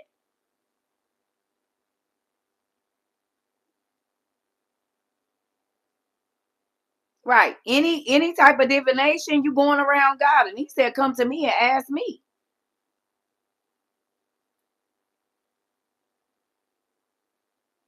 Mm. Well, if you think about hustle, right, the demons, they force their way in. They come in unaware, so that makes sense.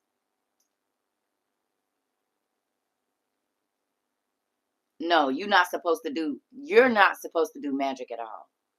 Ain't no white, ain't no dark like that. You're not the moment you do divination, no matter white or black, whatever you call it, it's divination. Period. Because you are not supposed to get the answers from anywhere else but God. That's it. When you go to a rock and add, this is why he was so, he said, you asking a piece of something that can't even pick itself up. Something that has to be enchanted in order to tell you anything. It can't even just tell you. It got to be enchanted. Well, what's it enchanted with? A demon, a archangel, a fallen spirit. Got to come and tell you when you can go to the source. And then they trick you in it and it costs you. And you never know what it's going to cost. But to get the magic done, you got to pay twice. You got to pay them to do the magic for you or bring them whatever. That's why witches be so rich. And then, right, you got to pay for spells.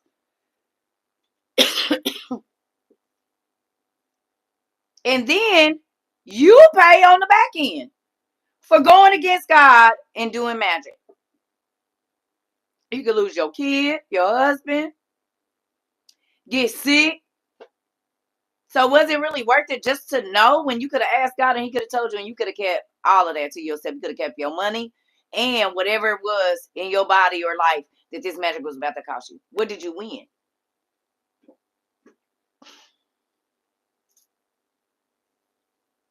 No, I don't do no readings. That's somebody that didn't got my page. Absolutely not. I don't do no divination. And that's the enemy working against what I do. Because if you come over here, you'll know I don't do no divination. Now, is it uh um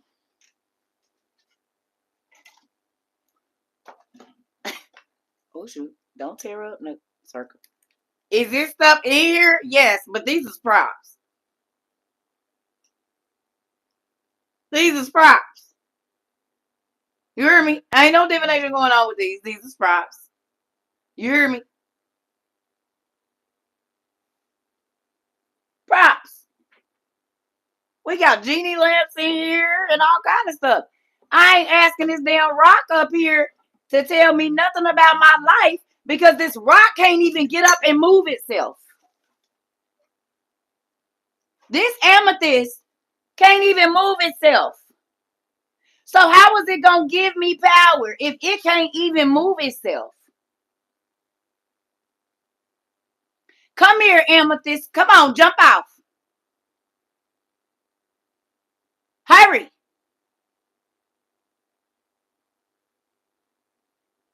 How is a rock that has to be carved going to protect you unless it's enchanted? So it's not the rock that is protecting you. You have now created a magical amulet of some sort.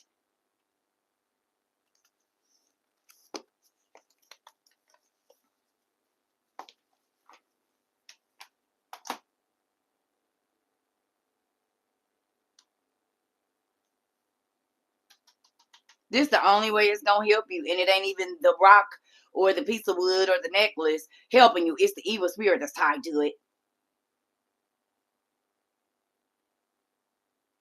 Because that necklace can't float to you unless a demon bring it to you.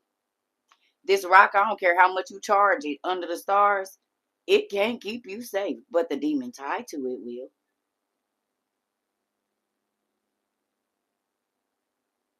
And only for a short time.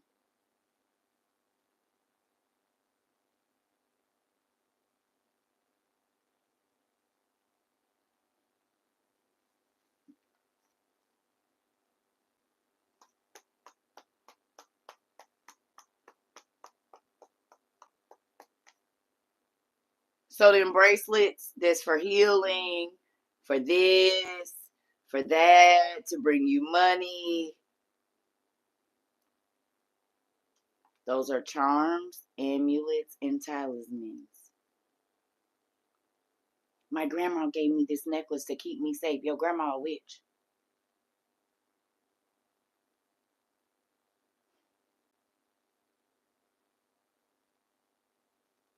Because can't no necklace keep you safe.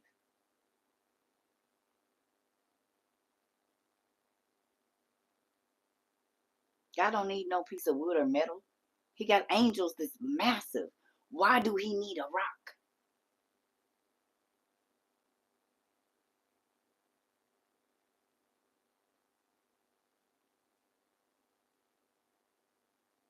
Charm bracelets.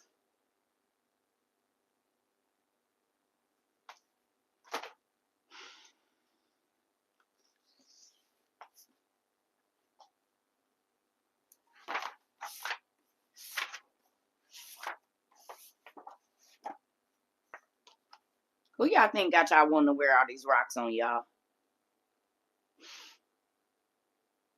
See the different colors? Don't that be the colors of y'all rocks y'all be putting on y'all? That's a bejeweled angel, a fallen angel, Lucifer himself. And what do the people that go to Hollywood get? This. They become bejeweled. Where's the scripture? Ezekiel 28.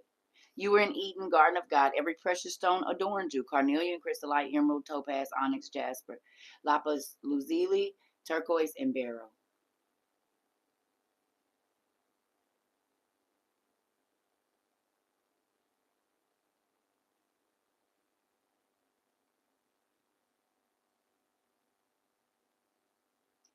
So if angels, fallen angels, had diamonds and beryls and everything encrusted into their flesh, what is a dermal? Do we now understand why little Uzi Vert?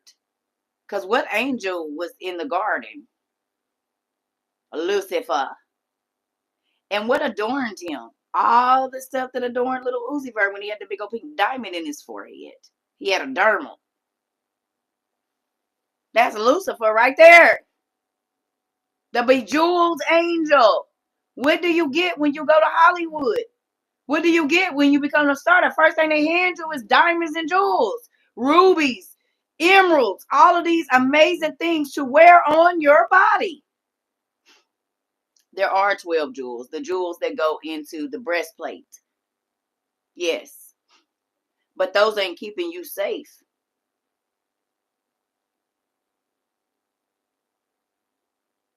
Those were to signify each of the races. The tribes of Israel. The ephod, exactly.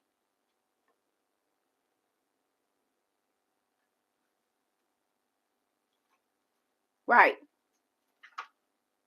Oh, wrong page. So when you getting all this stuff and you're all blinged up, okay, with all of these diamonds and all of these jewels, who are the fallen angels trying to make you look like?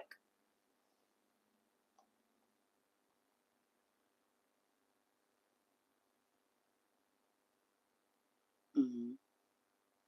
That's easy to study. You can go literally study the ephod in the Bible. That's not hard. That's in KJV. It's all right there about why. God explains it all. He does. That's simple. And I'm not trying to be funny. That's literally in the Bible. But you have to know that Lucifer is going to take anything that God is going to use You hear me? Anything that God was going to use, Lucifer tried to get the jump on it. Y'all, it's if they worship it. You know how some people sleep in their chains. They sleep in their gold. They never take it out. It's always on them. They always got the. Do you worship these jewels? There were fallen angels, right? So it ain't nothing for Lucifer to come up, right?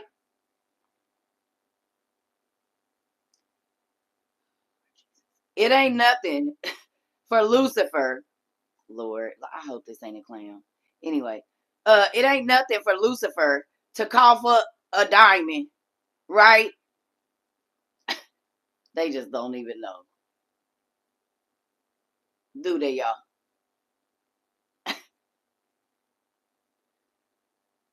No, no, no, no, no. Don't add them. Y'all know we don't add people.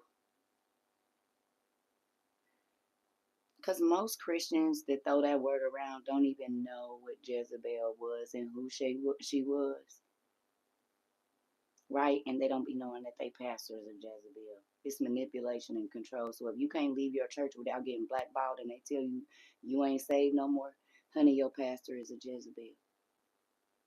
That's who the Jezebel is. It's manipulation and control. I can go wherever I want to and be fine. But you, if you leave your church and your pastor doesn't approve, they're going to blackball you to every church around you. Boo. That would be the spirit of Jezebel, honey.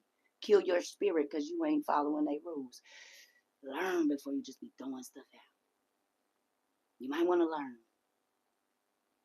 And whenever y'all get done, Jesus loved the hoes. He used them rather than the fake Pharisees and Sadducees. He used the hoes because they stayed 10 toes down. And did. Moving on.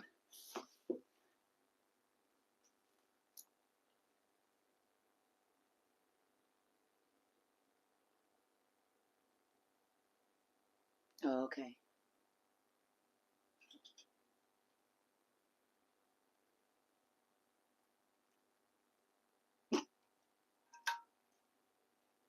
They just be saying stuff. Po babies.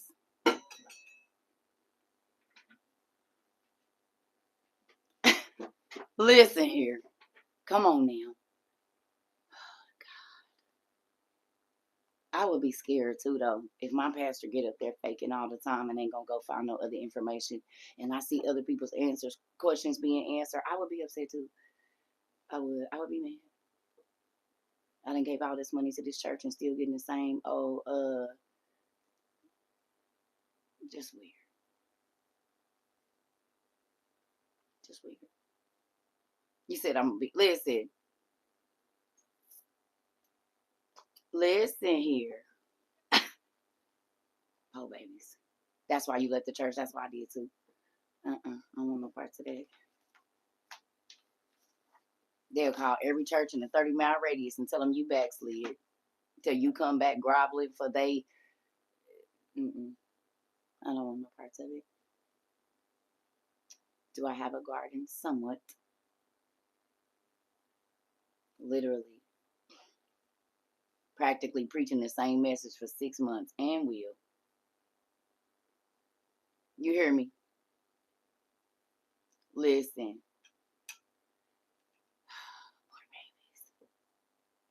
Listen. But you know what? Ain't it crazy that those are the establishments that don't do nothing for the community unless they getting recognized, right? And the sad part about it is they do not draw people to Christ, they push them away. They do exactly what God said not to do, which is judge the outside.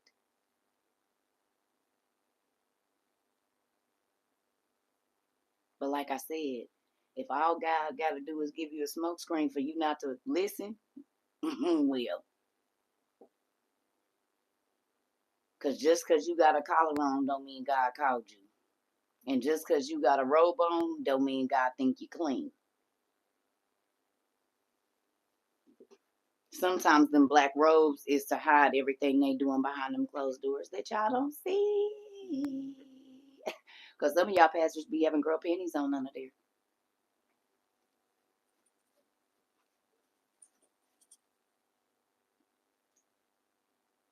And two.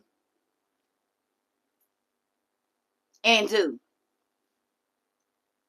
Because his boyfriend in there, he gonna come visit him in the office. He the one need prayer in a minute.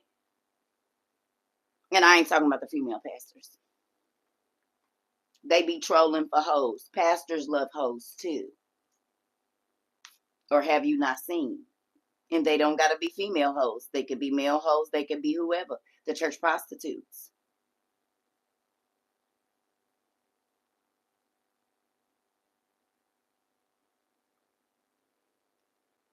Stop it. Y'all see it on TikTok just like I do. These pastors keep getting bust out. So folks be mad when you can live your life in front of people because they so used to seeing fake. They so used to seeing what ain't real. They don't know real people that follow God when they see it because all they know is fake.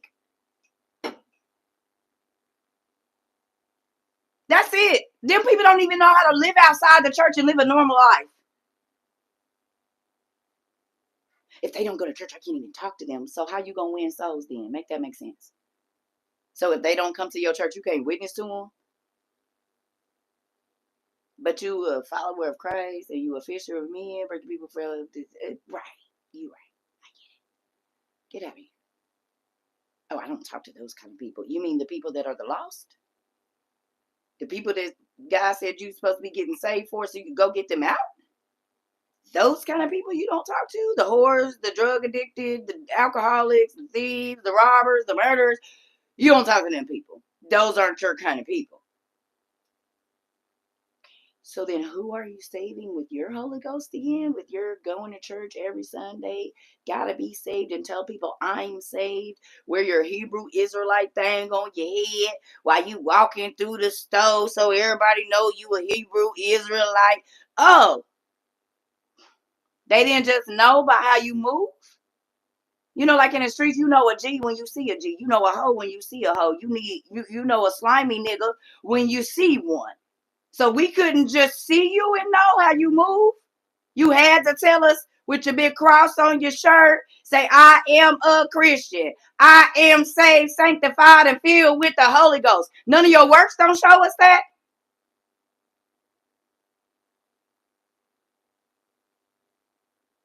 I don't gotta walk around with no, I'm a prophet shirt on. I'm a teacher. Hell, half the time I don't be wanting to know nobody to know who I am. So when you meet me, you won't be on no fake stuff. You're gonna be as real as you can with me. Because you don't know who I am really. So you just think I'm a regular person, don't got no whatever. So you're gonna be real. You ain't gonna be trying to, well, no, because God didn't do that. Jesus didn't do that.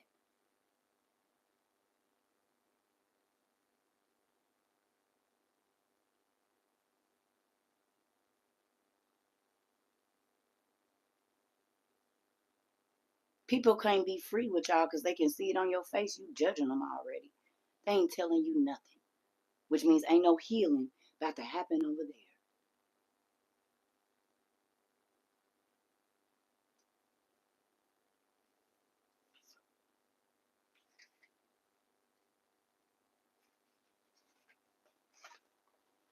People can come over here and be comfortable enough to change. No matter what they came like, I guarantee you the people that stayed, they not the same. And I didn't have to browbeat them and call them all the horrible names. I didn't do none of that. We just sat here and read the word, encouraged each other, and that's about it. Show kindness and love.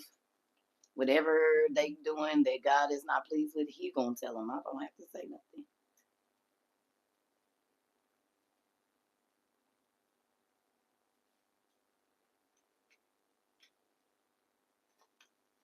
You said you more humble. For real. Come on now. God'll change you. The word don't go out void. It ain't you they supposed to be hearing. It ain't you they supposed to be seeing. God didn't save you for you. He saved you for the people that's out there.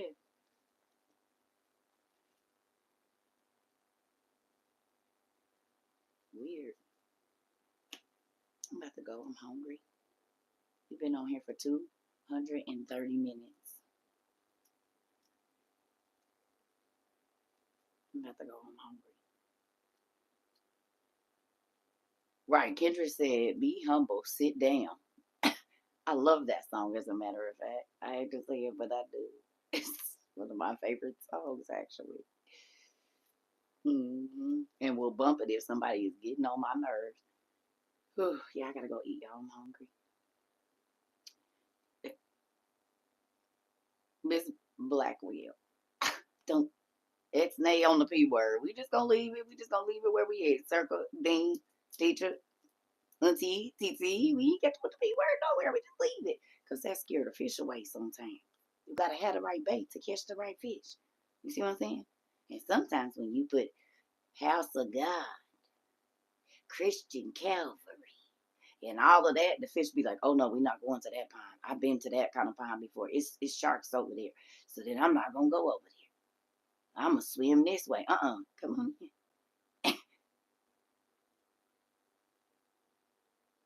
Come on in. They don't want to run you away. That's why when I first started it, we need to pray before we read the word. This is not church. It's school. This is the university. And you never know what you're going to learn over here. Don't be trying to if you want that, you go to church and get that. You don't tell them, oh, teacher, before we read, we need to pray. You don't say that at school. You don't say that at work. Stop it. Leave church where church is. And it's sad that you don't know how to disconnect from not disconnect, but you don't even just know how to be in a regular life. Like just be regular so that you can talk to regular people so you can bring regular people to God. Like it's weird. They do and do. And this is why when people do backslide, they go further than the people that's been in the streets a long time.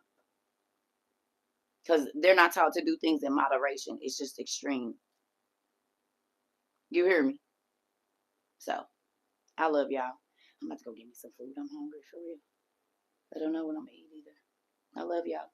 Hope y'all have a good day. And we didn't even get through here, but we had a good conversation today with a lot of people that realized some stuff today.